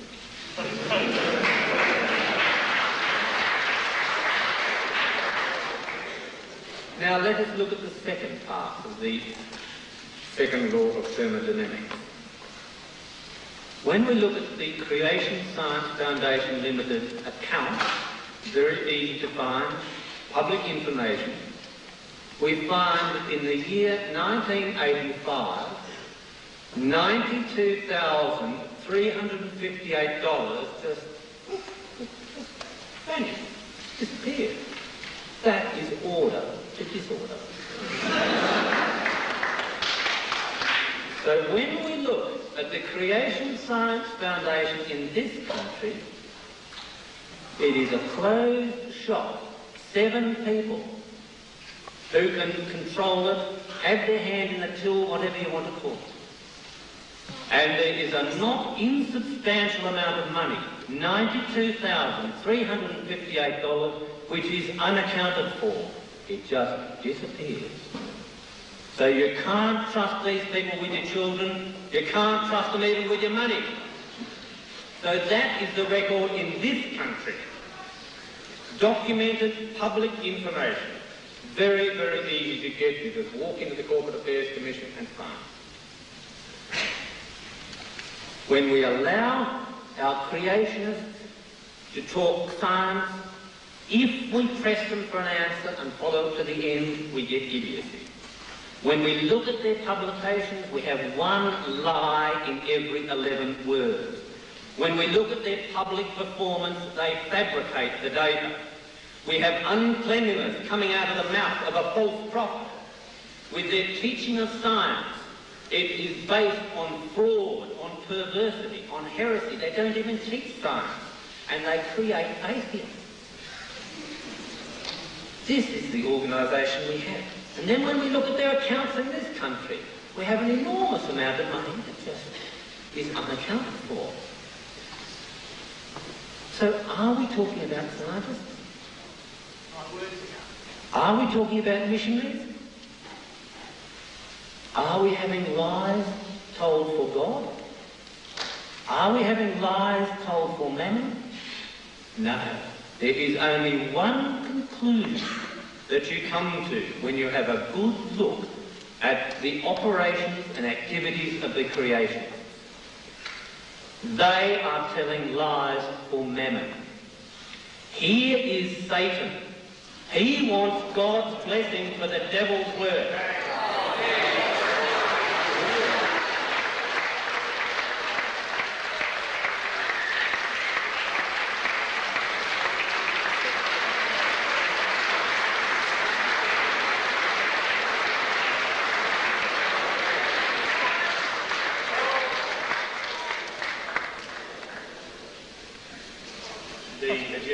Will adjudicate, not the audience. There is now going to take 15 minutes. Again, it will be timed. Then they will go into a 5-minute summation. From that, we will then go into the question time. The questions will be from the audience. We will come to you with a radio mic. You will ask a question.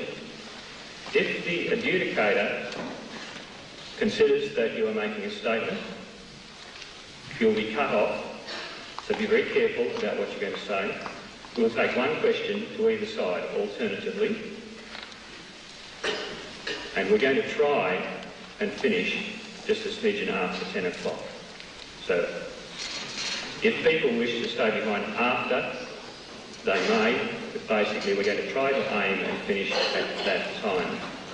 The adjudicator, at the end of the questions, will then sum up. Okay, Dr. Gish.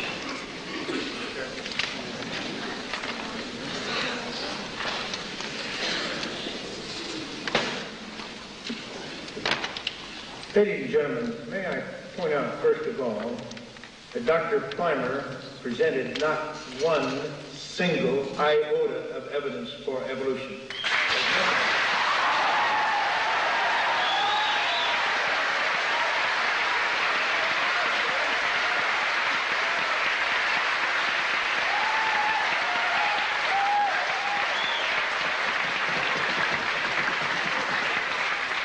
His performance was strictly theatrical. He resorted to mud raking. He was abusive and slanderous. May I say it was the most disgusting performance I've ever witnessed in my life. And I've had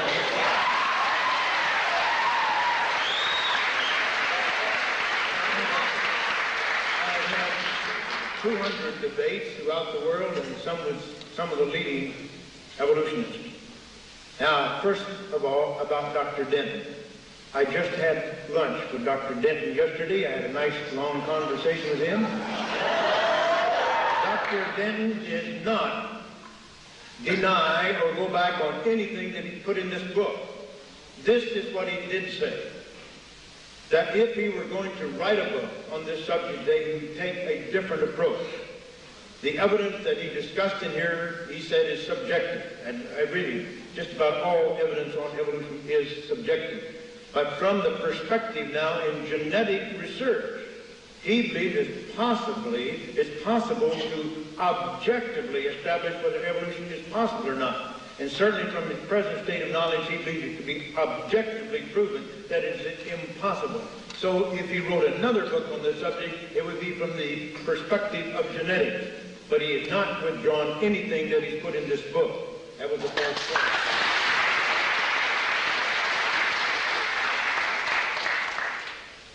Now, furthermore, Dr. Pilmer quoted from my book, or little brainwashed booklet written 17 years ago. It's a little book, you might call it a comic-style book. It was not written in comic terms at all, but it's written 17 years ago. At that time, according to Dr. Preston Cloud, one of the world's leading evolutionary geologists, there were no undoubted pre-Cambrian fossils. That's what he said. Now, here is, and I quoted many years ago Dr. Cloud to that effect. Because he said, first of all, you would not know, you could not establish for certain whether these rocks were Precambrian or Cambrian, some of these rocks. And furthermore, there's many pseudofossils that have been discovered. Now, since that time, as I described in my debate, there are many published reports of discovery of microfossils in Precambrian rocks. And furthermore, the ediacaran, which I did describe in my talk, is supposed to be Precambrian. I discussed all of that in my book, Evolution, the Challenge of the Fossil Record, which was published 2 years ago. Why didn't Dr. Pilmer consult this book? Why didn't he see what I had written that is up to date? To accuse me of lying is terribly, terribly wrong. I stated the facts as I knew them then, as Preston Cloud and others have stated, in this edition, 1985, 15 years later, I have published what I described in my lecture. Dr. Pilmer completely ignored what I said in my lecture and what I put in my book to try to accuse me of lying. Now, all of this funny stuff about Noah and the ark and the flood and all that, that's just a caricature. I don't know of any creation scientist that believes what he said. Now, Barry Setterfield is the man here that has postulated that the speed of light has slowed down based upon the determinations over the last 300 years. Let me say this. I don't support that. As a matter of fact, among the creationists, there are many creationists. In my institute, Dr. Gerald Archman, who has his doctorate in nuclear physics from Toronto University, has written a very, very critical article about Barry Setterfield's work, to try to thrust that as being, first of all, nonsense, and then to almost fraudulent, and to lay that on all the creation science, that itself is false. Now, Barry, I don't know whether Barry Setterfield is right. I've never supported the work. I say let's stand back and let's see what happens in the next 30 or 40 years. See if it does stand up under scrutiny.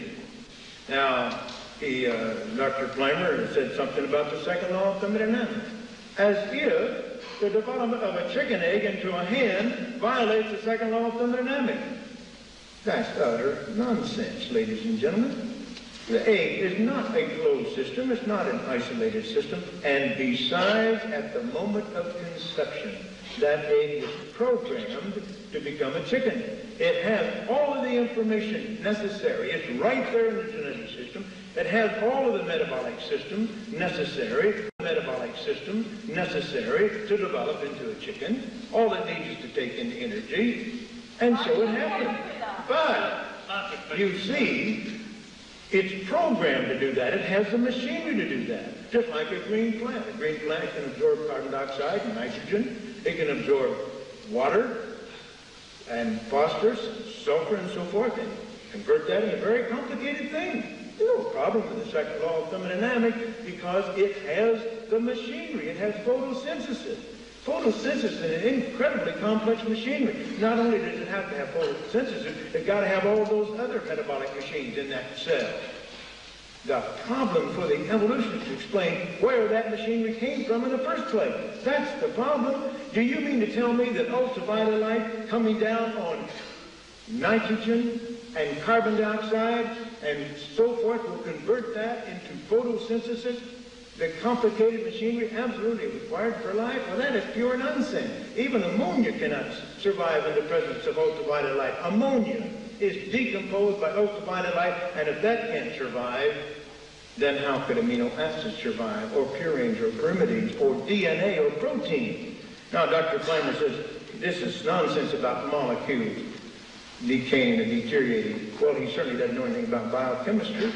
When we isolated vasopressin from the posterior pituitary gland, when I was working at Cornell University Medical College, is isolated from the posterior pituitary gland. We take that material, 500 units per milligram, put it in an ampule, put it under nitrogen, seal it, and put it in the deep freeze. And yet, week after week, just test the activity, go from 500 units per milligram to 450 to 400 to 300, and right down to zero eventually. Yes, molecules do deteriorate. That's true of DNA, and it's true of anybody who's worked with DNA does know you have to do everything you can to preserve that material because it does deteriorate. Dr. Pilmer never answered this question about the origin of the universe, the origin of the universe. The universe is an isolated system. It is a closed system. The second law of thermodynamics does apply to its origin. And the second law of thermodynamics says a closed system, an isolated system, can never start in a state of disorder and transform itself into a state of order and complexity. He never even tried to answer that question. If the natural laws are destroying the universe, how could they create it? I'd like a rational answer to that question. Now he says about probability. I can't get what he meant by that. If you're going to go in a jumble of words, you're going to get, what are you going to get out of it? You're going to get nonsense. That's all. You're not going to get a message. We have messages here on this paper. Here's a message.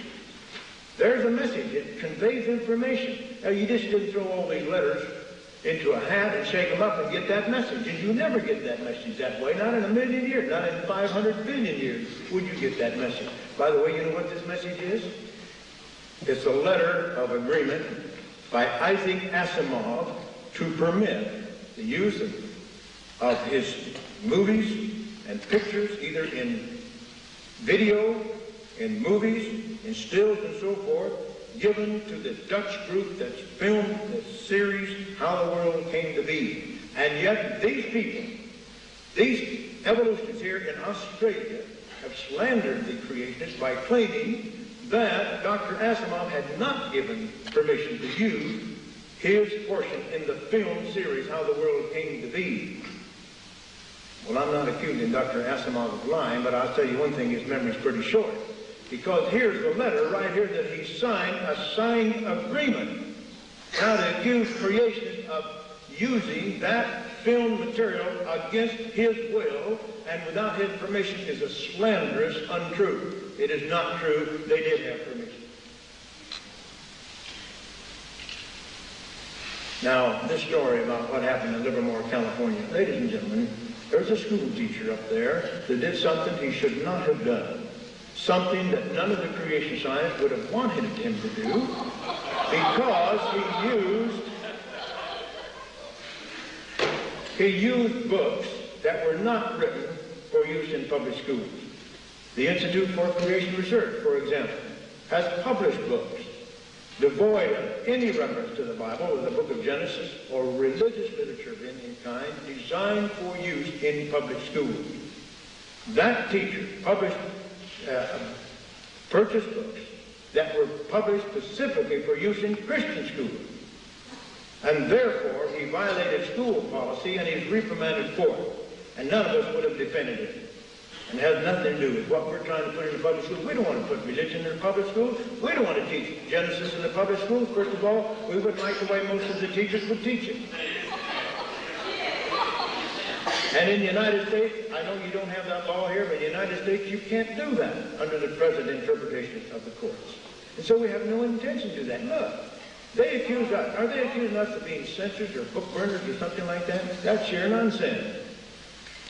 In the United States, 86% of the American people want creation taught in the public schools. Only 8% wants evolution only. 6% have no opinion. All right, 86% to 80. What's happened?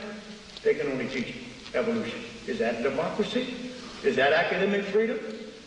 All we want is the scientific evidence. That's what we want taught, the kind of evidence that I presented tonight. Now, if somebody wants to try to refute it, if one wants to talk against it, that's fine. Let's have our arguments and our case and our scientific evidence. Let them have theirs, and then let the students decide for themselves. I think you students are intelligent enough to make a careful decision. I think you can weigh the evidence. I don't think you have to be subjected to brainwashing by people who consider themselves to be the intellectual elite, the possessors of the sole truth, and therefore they must protect the students from error. I don't think that's true at all. Now, this claim about the Creation Science Foundation, $92,000, it just disappeared. You see, the implication is clear that somebody in that foundation absconded with those funds. Let me tell you, they had some reserve funds which they invested at the advice of some investment firm, and the rascal in the firm absconded with the funds. But let me tell you this. Recently, in the United States, E.F. Hutton had invested $40 million in an investment firm, and somebody in that firm absconded with all that money, including millions of dollars that belonged to other people. Now, you're going to accuse E.F. Hutton of being a bunch of crooks or something like that? Listen, the Institute for Creation Research, we have reserve funds too. We're not going to put that under the carpet. We're not going to hide it. We are going to invest it somewhere to give us a return.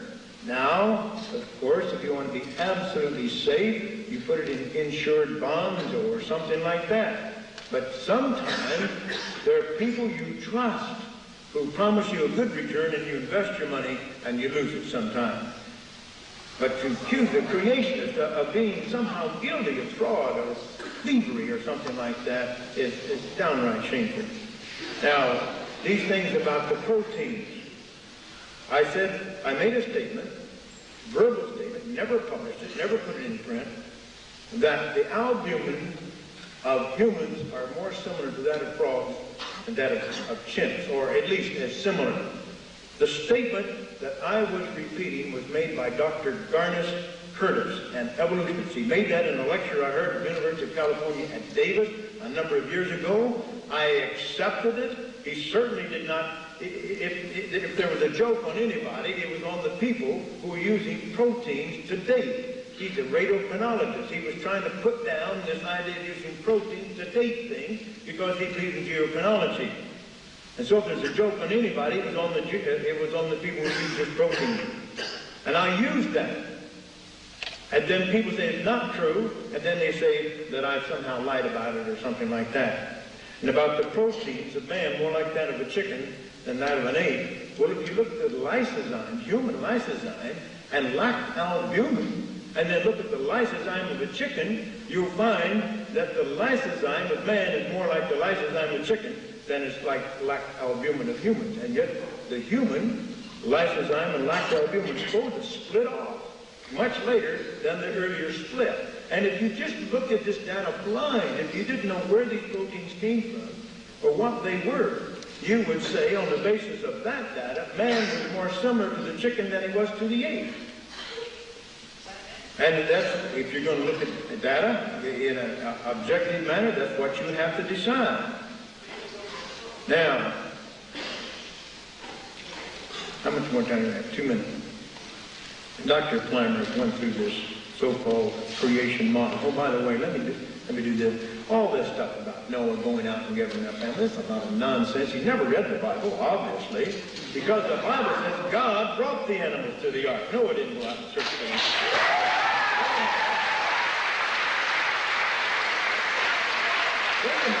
he read the Bible, he said that the Bible says only those land-dwelling, air-breathing creatures had to go on the ark, and there's only about 20,000 such species today, not 4 million. And so what he's talked about is simply a lot of nonsense. Now, here's an article that appeared in the Australian Science Teacher's Journal, May of 1986, on page 37, by a science teacher, an Australian science teacher. The abstract reads as follows. The evolution versus creation debate has come to Australia. Some evolutionists contend that creationism is pseudoscience because creationists introduced a supernatural being into science. From the standpoint of the philosophy of science, this view is erroneous. The philosophy of science, this view is erroneous. Both evolutionary, naturalistic, and creationist views are metaphysical and can act as frameworks to guide science. If both views of the origin of life are metaphysical, then it is indoctrination to teach one view in the classroom. Classroom science teaching should reflect an accurate picture of science. At present, classroom science is portrayed from a discredited, inductivist viewpoint which uncritically presents evolution as science and creationism as pseudoscience. If criticism is an important component of science, then good science teaching would inform a student of the tentative nature of any theory concerned with the origin of life and teach both evolutionary and creationist ideas together.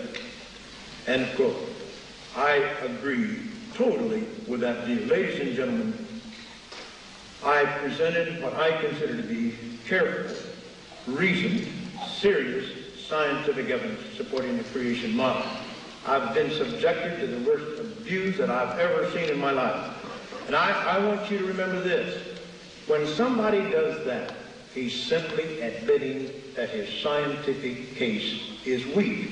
Because if he had a strong scientific case, he could state the facts would speak for themselves. Thank you very much.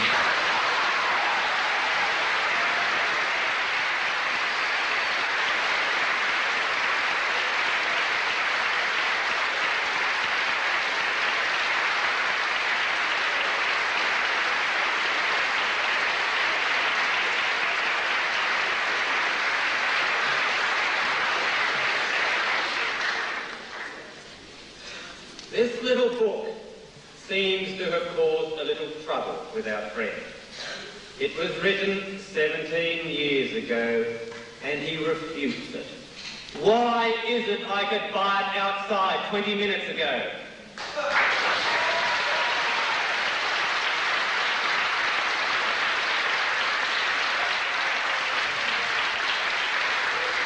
Why could I buy it? Because what I'm talking about is this little thing on the front, the price. Doesn't matter whether it's right or wrong, just sell it. We also heard in our refutation that God brought the animals to the ark. Thank you. You are talking religion.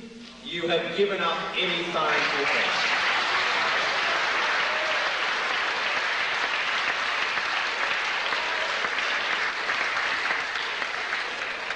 The debate here tonight is not religion versus evolution or creation versus evolution.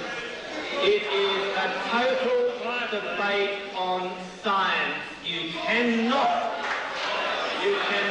pull evolution out of the total integration of all of science. But let me tell you about some of the... I have a very nice scientific fact, sir, to show you, and I will call you onto the stage if you'd like it in a minute. Our scientific experts that have been quoted, again we go to the source. We have a Dr. Harold Slusher. Slusher has a DSc degree from the Indiana Christian University, which is not an accredited institution, and a PhD from the Columbia Pacific. That is equivalent to the ironclad hotel at Marble Bar giving you a doctorate. That's the sort of qualifications we have. Our scientific experts on creationism in this country is a Dr. Andrew Snelling. In 1985 and again in 1987, he published in the scientific literature about Proterozoic rocks in Northern Territory. In the scientific literature, Proterozoic rocks are those between 600 million years and 2,500 million years. The same scientists in the creationist literature, using the same techniques, the same rocks from the same area, published that these rocks were thousands of years old. So when we try to talk about the science of our creation scientists, either they forget to put 6 little zeros after a number, or our lovely evangelist missionaries just seem to forget truth. Now let me talk about the science. 68 scientific journals over 4 years received 135 scientific manuscripts. 18 of these were creationists. None were accepted for publication. That is science. I know why. Now, the theory of evolution is one we hear and see a lot as being an unsubstantiated theory, just a sequence of ideas. Scientific theory is put into the area of being unsubstantiated ideas. This is a favourite argument, that evolution is just a theory. Now, I want to do a little experiment with Dr. Gish on what scientific theory is. This is the science you have been waiting for. This is using the theory of electricity. Now, if the theory of science is just some sort of vague idea, and the theory of evolution is just some sort of vague idea, what is the theory of electricity? I'll tell you.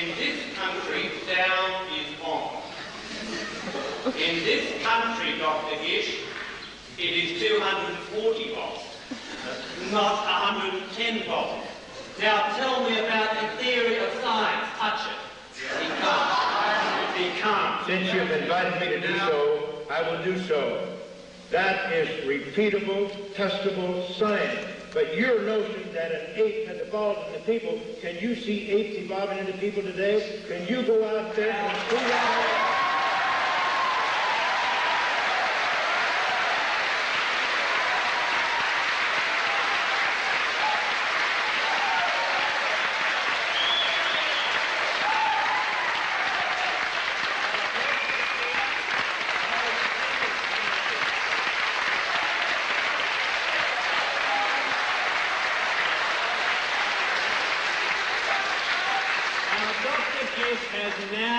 Demonstrated that he is selective. He does not want to believe the theory of evolution, but wants to believe the theory of electricity.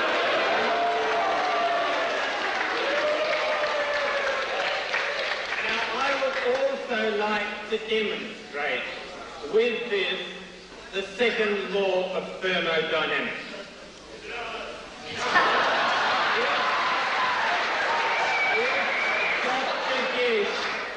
Touches this wire, we go from cranial disorder to prostrate order. That is the second law of thermodynamics. Now, I have just received a message. Some of you are praying that I touch this wire.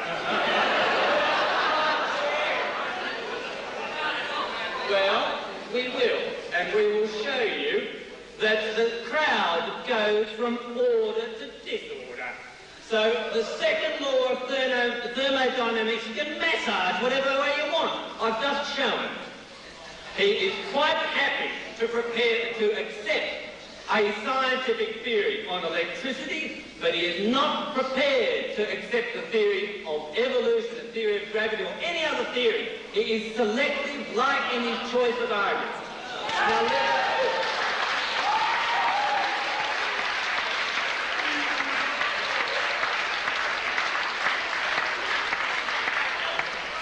let us look now at evolution.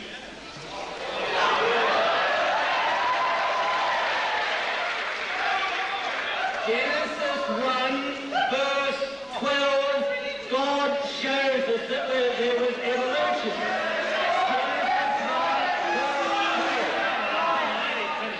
So God has created fossils as proof of evolution. Why doesn't he agree?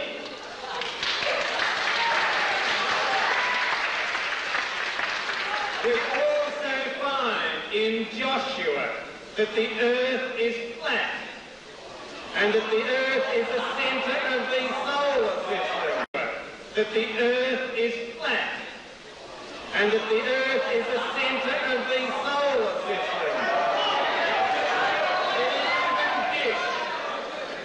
Even Gish, out of the 88 scientific statements in here, he got one right. The earth rotates around the sun. So if you want to have creationism using the Bible, like the Noah's Ark example we heard, then you must be consistent and agree that the earth is flat, or if you go to Kings or Chronicles, that pi is equal to 3, and on we go. The rebuttals that we hear are based on dogma. So if you take out of creationism, if you take out all the misquotes, all the errors, and all the misleading statements, then you've got nothing left. Creationism's got nothing to do with science or nothing to do with truth. Now, why do I come across so firm? I'll tell you why. The parents from Livermore in California were Christian parents, and their children were driven to atheism by his writing. That, I think, is something to be upset about. The argument tonight has been between science in toto, which incorporates physics, chemistry, geology, biology, astronomy, all of culture, all of religion, against a fundamentalist organisation who, on public record, have left a lot to be desired. They are in the business of making money not for God but for mammon, and I just helped them by purchasing that.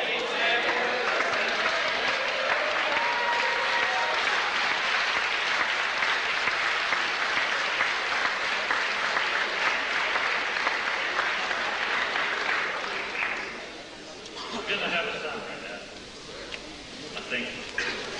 We'll just settle for a moment, and then we have 5 minutes to finalise rebuttals, make whatever statements each contestant feels legitimate. Then we will have the question time.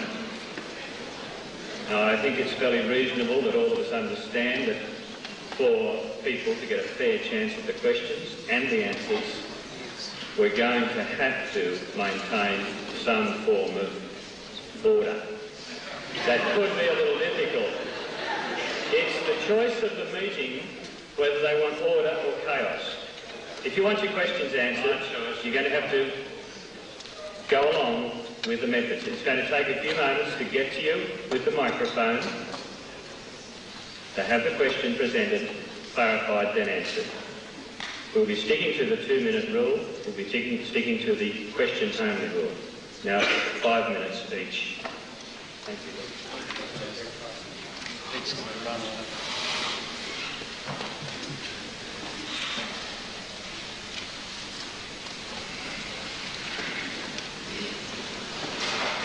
I greatly regret the deteriorating situation we have seen here tonight. Now, you are a witness. My initial presentation, I set a tone that was reasonable, that was at an academic level. I was genuinely, I did not heap any abuse on my distinguished opponent or make any charges of any kind. But Dr. Pilmer then set a very different tone to this meeting. It deteriorated into pandemonium, you might say, and abuse and mud raking and all that sort of thing. And we see the result here tonight. I think it's very unfortunate. I don't see why we can't have a reasonable discussion between two men of science who hold different views and different interpretations of the data. I don't know why we can't do that. Why we have to see what we've seen here tonight. Very, very regrettable. And I assure Dr. Pilmer, if he ever visits our institute, that San Diego gave a lecture, he'd be given great respect, and we'd listen quietly and show him respect that a visitor should be shown. Now, he did this little trick of electricity. Look, that's a testable, repeatable, scientific experiment. But I'd like Dr.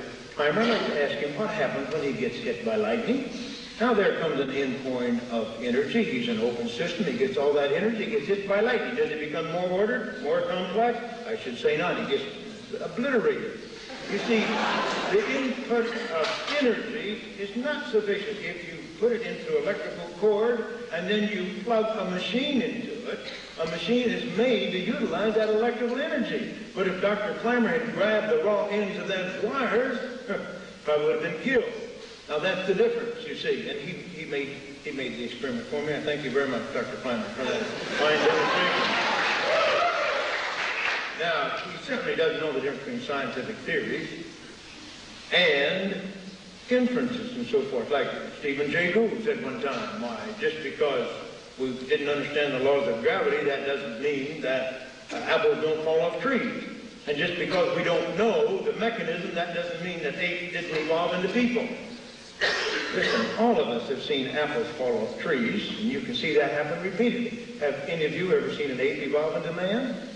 You see, that's the difference. But they don't seem to recognize the difference between this inference or this imagination and testable scientific theory.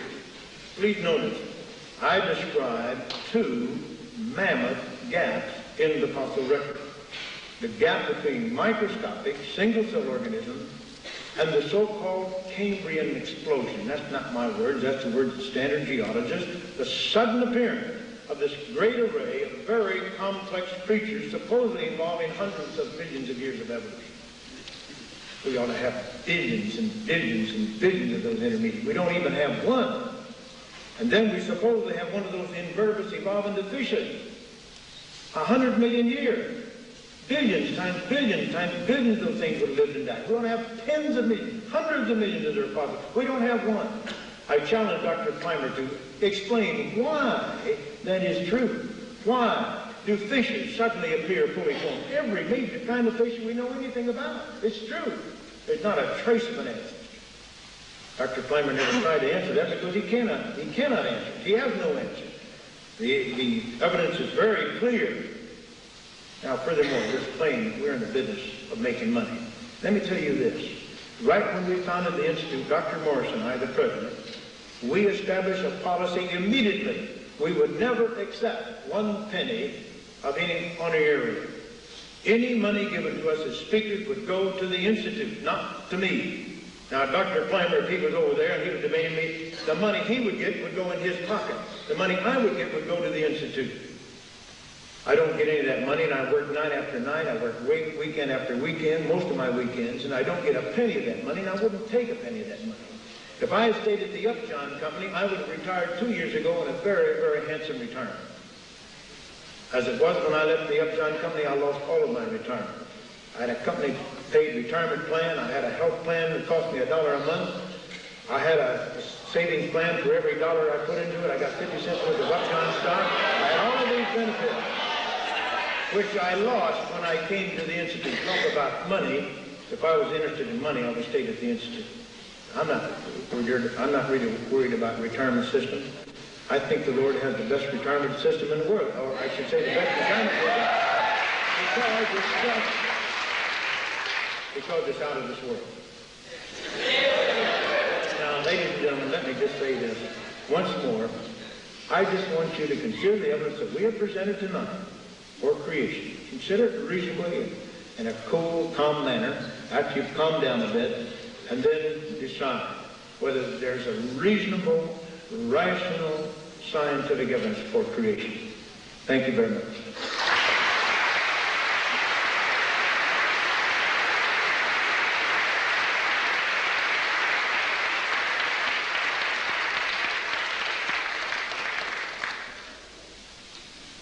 In the Supreme Court of the United States, evidence was presented by 72 Nobel Prize winners, 17 Academies of Science, and 7 scientific organisations, and this evidence stated that creationists wish to relabel religion as science and it is sectarian religious dogma. 72 Nobel Prize winners, 17 Academies of Science and 7 scientific organisations. This is their evidence, an original of it. These are men and women who are saying we are talking about sectarian religious dogma. Creationism is an attack on religion, it's an attack on culture, and it's an attack on science. That is why I refuse to separate out gravity or which way up rocks are. It is an attack on our whole society. This booklet refers and cites as evidence some of his writings and writings of others, like Snelling and our scientist Setterfield, who has decided to change the speed of light. If one changes the speed of light, that is a magnificent scientific breakthrough. That apparently has been done by creation. So we go to the standard science citation index, look up Barry Setterfield, and the name isn't even there. So it is not science. As these people say, it's religious dogma. Then we go and look at, say, it's religious dogma. Then we go and look at someone else, say like Michael Archer in the audience. He has 19 citations in the 1986 Science Citation Index. His science is therefore a contribution to humanity. There is a harmony between religion and science. These people and their followers ask 12-year-old school children to choose between creationism and atheism. 300 years ago, Galileo said, the Bible teaches us the way to go to heaven, not the way the heavens go. That is still true. Religion and science give us a much fuller picture of the world and ourselves. And again, we can go to the Bible, Proverbs 3:13. Happy is the man that findeth wisdom and the man that getteth understanding. So as a human, you are trying to understand. You try to go back to the source of information. You try to get at harmony with the world in terms of religion, culture, history, science, etc. Charles Darwin was originally a clergyman. He is buried in the Anglican Cathedral, Westminster Abbey. Surely that is a harmony with religion and science. Science never asks you to give up your faith. Creationism demands that you give up common sense. It demands you give up your faith, and it demands you give up your money for mammon. What are we left with? I think my closing statement can only be out of the temple money changer.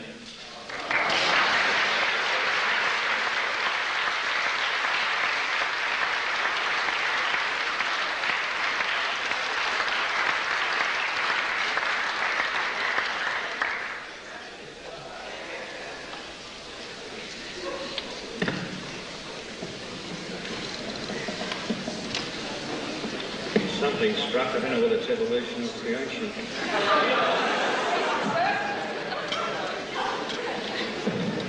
No, it's going down. I think we need to thank both men for contributing to a very educational, inspirational evening.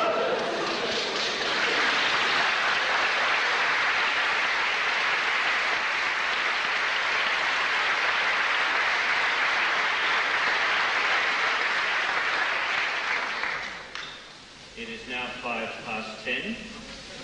I consider that's fairly late, particularly after the week we've had. I'm suggesting that we'll take questions till 20 past and then close the meeting. Does that meet with everybody's approval? May I see a show of hands, please? Those that want to take questions through till 1 a.m.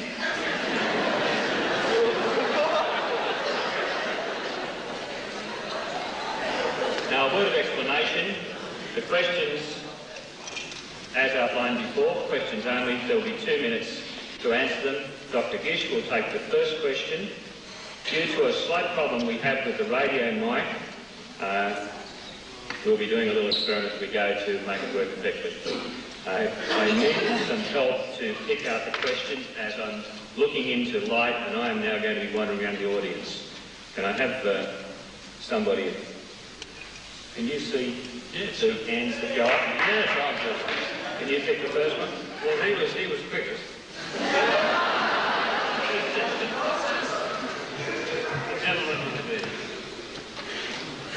Turn on. Dr. Gish, I was pleased to hear you dissociate yourself from Centerfield's research, or at least carefully distance yourself. Could you explain a paradox that I've always wondered? I should explain that I work on fossils in the Australian Museum, and I work on things of the past. Things of the past I want to ask you about are not on Earth, they're in the sky. When you look at the sky, the magnificent southern sky in the Milky Way, you see stars, the galaxy. We saw recently a supernova which was dated 170,000 years ago. Given that the speed of light is fixed, and you don't disagree with that apparently, and at the time of creation, on your scale, 6,000 years ago, the stars were lit up and begun. Presumably, if that light was on its way from the stars to us, we should be seeing new stars appearing all the time since the galaxy is 250,000 light years across. Now, there are only 2 or 3 explanations of this. One is that the light was created on its way to us as an appearance of age, as Henry Morris said, or that the stars exist in real time and the light is coming to us from enormous distances and enormous times. Now, which version do you have? Is it an appearance of deceit by a creator who's created light on its way to us? Or do the stars actually exist? Do the stars exist? Is it deceit or observable fact?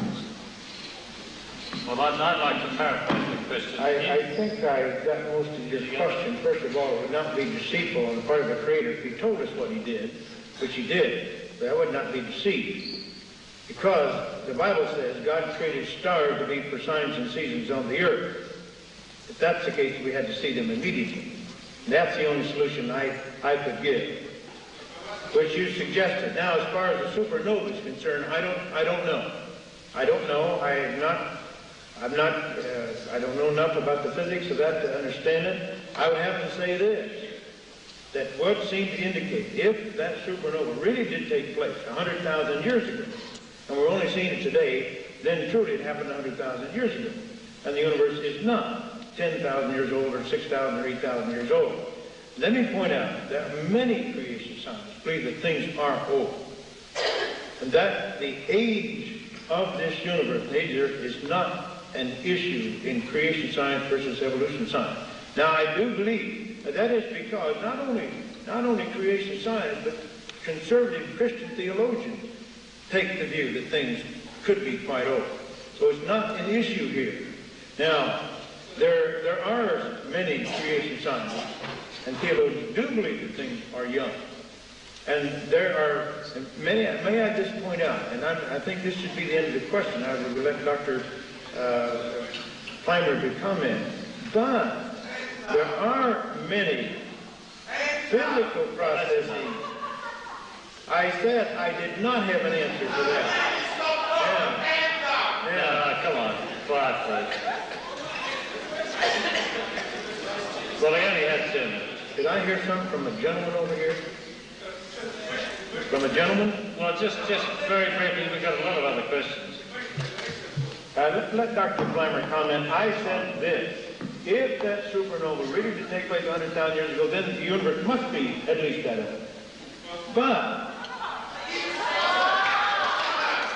okay. That'll do. Dr. Gish, I have most of your books, and in your books you clearly, repeatedly state that the world is very young, 6,000 years. You may stretch it to 8 or 10, but that's the furthest that the creationists will go. Now, I only talked about the backyard of our universe, our galaxy. If we go further to galaxies 10,000 million light years away, it does the same answer. There's many evidences on both sides of that question.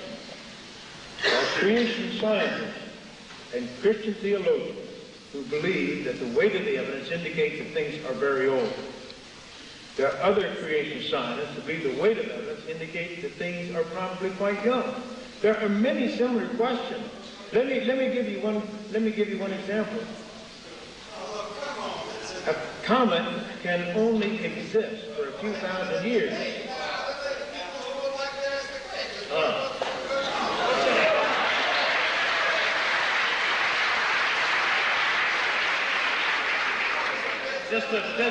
I'll ask you a question in a minute, Dr. Avalanus.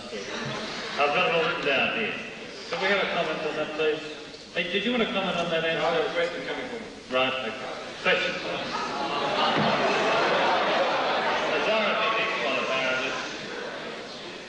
I would like to ask Dr. Pilmer if he can explain why the major Christian churches, the Jewish churches, reject creation science as a travesty of the Bible.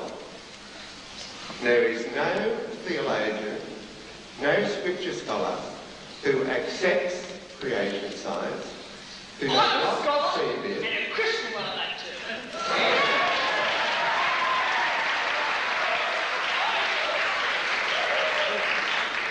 In all due respects, you're a living fossil. Excuse me.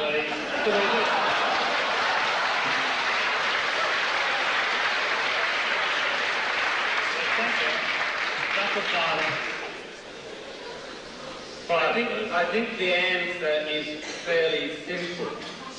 If you want to start a new business, and let's call it fundamentalist evangelism, you have to get a new angle. Frighten people about the world. Frighten people about the universe. Make it everything safe for people. It's polarised. It's black or it's white. It's created or it's evolved. But don't let them think. Now, if you read your book, you'll learn that when God said, let there be light, God said, let there be light, if you use simple physics, the whole of the world would have become vapour. Bang! So you stop people thinking. That is why the churches, the established churches, are against the fundamentalist evangelist church, because the whole purpose is perverse. Thank you, Dr. Pilmer. I've got a question. The statement that Darwin's philosophy refers to a missing link being still missing, does that mean that it may not never be found, or that it doesn't exist? Or does it exist, but we just haven't found it? The fact that these missing links have not been found, well, we've been searching intensely for them for 125, 130 years after Darwin. Most geologists are now beginning to conclude we'll never will find it. And they're trying to invent some theory to get around that difficulty. Why? To explain why we have these huge gaps. Now, we're not going to find those things. We've searched every so-called geological formation, geological period around the Earth, the bottom of the ocean, everywhere else, and they've not turned up. And the conclusion is they're not going to turn up. Now, you can believe anything you want to, and obviously A lot of people do believe a lot of different things. They're willing to believe anything to deny the possibility of creation. But go ahead and believe it.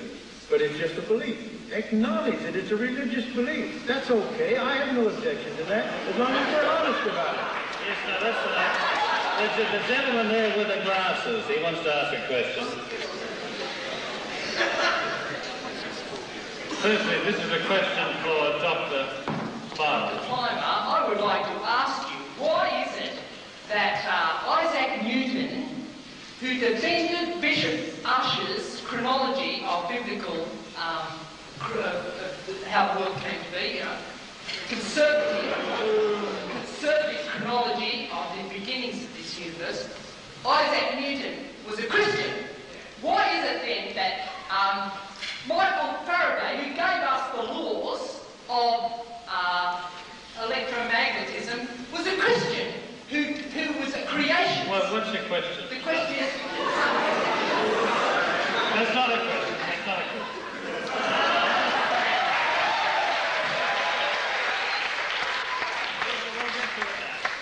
Why is it then, Mr. Pilmer, and I would like to graciously, why is it that evolutionists are not adding to the field of knowledge rather than taking away from it, like we've done tonight? Since Isaac Newton, Galileo, and any scientist of the past that you would like to mention, since then there have been thousands of scientific discoveries. I gave you the figure for scientific manuscripts submitted over a 4-year period. 135,000. You want science not to have advanced. That's why you think like you do.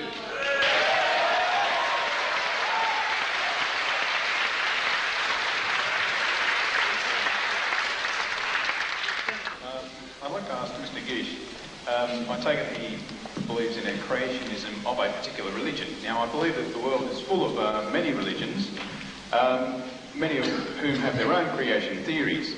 I'd like to ask Dr. Gish what particular creation theory he believes in, and has he done a comparative study of them, and if he has chosen a particular one, why has he chosen that particular one over the others? The answer to that question is very simple. We want none of these taught in the public schools. We don't want the book of Genesis. We don't want the Navajo Indian version. We don't want the Hindu version. We don't want any of these taught. What we want is the kind of scientific evidence that I presented here tonight. If you are a believing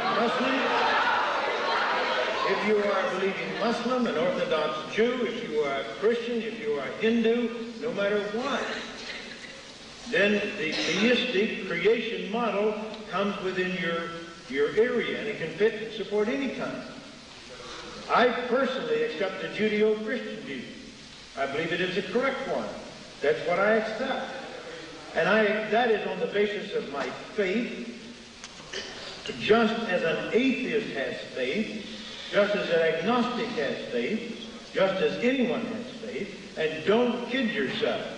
Now, Dr. Pilmer put his finger on it. He started to lambaste the fundamentalists. Why don't fundamentalist Christians have some rights? Why can't their viewpoints be heard? Why can't the fundamentalist Catholics, the fundamentalist Presbyterians, the fundamentalist Baptists, why don't we have any rights? Why is it only the liberals and the agnostic and the atheist? Right now in the United States, what they say is this: you have 1,000 kids in a school, and if there's one atheist, you can't teach anything that would even hint at the existence of God. You've got to bow down before that one atheist. Now, what's democratic about that? What's right about that? Why can't we teach both? Why can't both of these kids hear both sides of this question? What's wrong with that? I'd like to know what's wrong with it. This gentleman over here.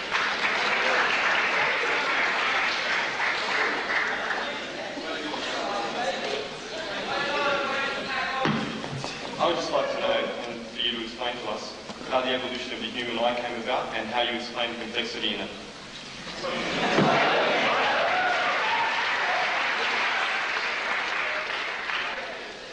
My argument tonight has been on the beauty of science. And in science, if we do not understand something, we go looking. And we don't have a blind, unreasoning faith. We don't say, because I have enjoyed cranial contraction, therefore it's creation. I went to school, public school system. I was introduced, we got evolution. We also got the principles of the holes and everything and all those examples. I haven't been given one of the evidence for creation tonight. Can you give me one, please? But if I understood the question correctly, it was to give her one evidence for creation. Is that what she said? Is that a question? What is a good example? Positive evidence for creation? Is that what you're asking for? One positive evidence for creation. That is correct. All right, okay. Forget about evolution. Forget it. Nobody ever thought about evolution. We're all creationists. Now we ask ourselves, we're going to go out and we're going to dig up the fossils. What would we expect to find? We would expect to find the abrupt appearance of each basic type of creature without transition forms and without ancestors. That is what we do find, and I submit that as positive, powerful evidence for creation.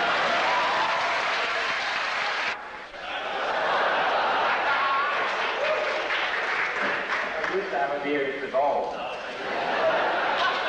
Michael Archer here. I should thank you for quoting Michael out of context. I was delighted to see you demonstrate exactly some of the things that Professor Pilmer has said that creationists do. I'll talk to you about that after a while. But of course, right next to the page in which we talked about the fossil record of elephants that is punctuated equilibrium, there was, of course, the thing that you didn't cite, which was miraculously was the fossil record of completely adapted for primates. I'll give you a choice. You've asked for me. Could I give you a choice to discuss the significance of Pichia or probatic nature between invertebrates and vertebrates, and probatic nature between reptiles and mammals? That's the question. It's difficult for me to understand the question. That's my problem. Yes, I'm sorry about that. Can you understand me now? I'm hearing you well right now. Yes. I've sort of given you a choice. Could you discuss why you think Pichia, for example, is not a structural intermediate and a temporal intermediate? What is not? What is not? Pichia grasslands. I'm sure you know about the fossil record. Pichia grasslands. It's a late Cambrian cephalochordate. The late Cambrian? You mean in the Ediacaran? No, it's in the Burgess Shale. And that's not late pre-Cambrian. That's middle Cambrian. That's middle Cambrian. The Burgess Shale is middle Cambrian, right? I didn't say pre-Cambrian. I said Cambrian. It's middle Cambrian. Okay. I'd like you to consider why Pichia grasslands is not a structural intermediate and a temporal intermediate between invertebrates and vertebrates, or why Probenignathus in the Triassic is not a structural intermediate between reptiles and mammals. What was the last one you mentioned? Probenignathus jensenii. Probenignathus. All right, I'd be glad to answer that. I wish I had my notes handy here. Tom Kemp, let me address this problem about the mammal-like reptile. Now, here's another thing. You see, what people want to do is try to drag us into an argument about this. All right, now let's be fair about this. I pointed out the immense gap where there is no argument, where there is no discussion, where these invertebrates do all appear fully formed, and there's no question that they do. And there's hundreds and hundreds of millions of years gap there. There's 100 million year gap between the invertebrates and the vertebrates, and no ichthyologist who knows anything about it would claim that it has any ancestors for fishes, none whatsoever. You're talking about something found in the middle Cambrian, and it's not an intermediate between anything. Is it soft-bodied? It's soft-bodied. All right, what is it evolving into? Is it soft-bodied?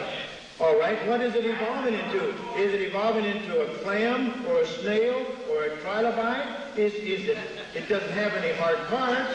Of course it doesn't. Do you mean to tell me a simple soft-bodied form evolved directly into an animal with hard parts? Dr. Gish, could I just ask you, do you know what a cephalachordate Dr. Simpson himself said that was ridiculous because the anatomy of a simple soft-bodied creature is totally different in anatomy than in invertebrate that has hard parts, because the soft anatomy, listen, the soft anatomy of an animal with hard parts is intimately integrated with those hard parts. And if a soft-bodied form evolved into a creature with hard parts, did it do it overnight? Wouldn't it have some transition form? There are none. You don't have any transition forms. Dr. Gish, you are over time. I think it's relevant to these scientific information. One, I've seen pictures of dinosaur eggs, and I imagine that the dinosaurs that come out of them wouldn't be very big. You can carry a dinosaur egg in your hand fairly easily, I imagine. Why would it be so difficult for one of those to fit on the ark?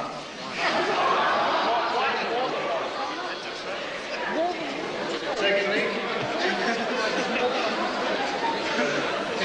you use the formula E equals mc squared, where E is the amount of energy derived from that expression, m is the mass, c is the speed of light. Now, I'm sure you well know, as any high school boy who's studied physics,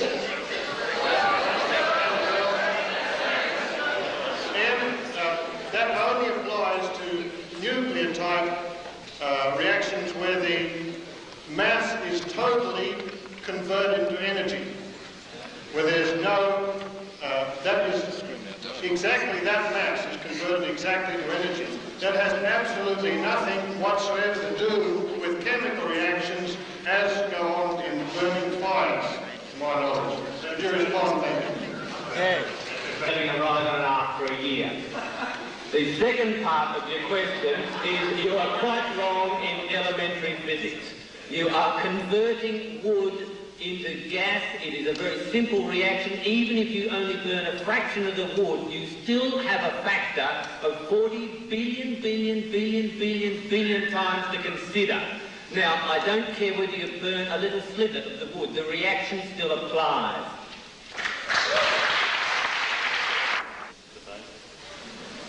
Now, I don't call this a debate. Just be quiet for a minute. This is not a debate.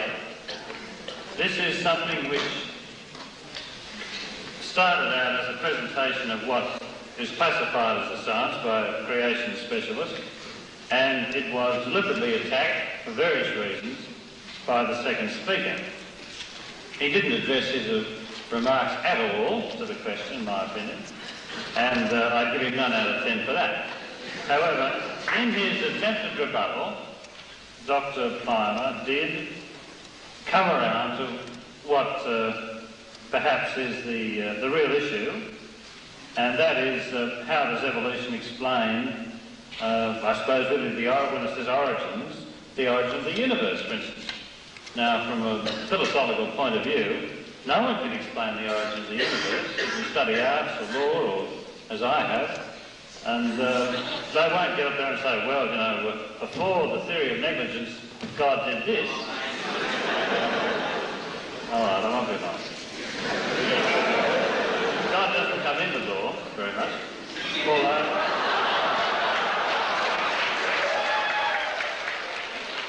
that's the problem. So I don't think that Dr. Pilmer stuck to the point at all. I think Dr. Gish did attempt to give some sort of explanation as to how the universe came to being. And of course, he said he wasn't quoting Genesis, he was going to give a scientific explanation. But it would appear, from what I understood him to say, that other than certain examples, which apparently we can all see with our own eyes, the real guts of the creationist argument is based on the first 2 chapters of Genesis, which are there for anyone to read, and I suggest if you haven't read them, you should, because that will give you some understanding of what apparently is at the basis of the creationist argument. From a scientific point of view, I don't know why we can give either speaker a terribly high mark, and I don't think they've produced all that much information which backs up either theory. So really it's just a matter for you to decide for yourselves. As long as, I think Dr. Pilmer summarised it pretty accurately, as long as it's, and it's a serious matter, let's face it, as long as it's a step forward, and of course that's what all science, and being a scientist, Dr. Pilmer would take that attitude. All science should be for the, not only for the betterment of mankind, although I don't think the bomb would be, but it certainly is supposed to be progress and progressive. And his attack, of course, was that creationist is not progressive. And that's something that you have to decide is an attempt to teach something which basically it would appear to be biblically based in the schools as a science, as a creation science. And it would appear that that's something really, from what I can see here tonight, that everybody must make a decision on. But certainly creation science is not taught in our schools, and but the Bible is. So is that sufficient? That's what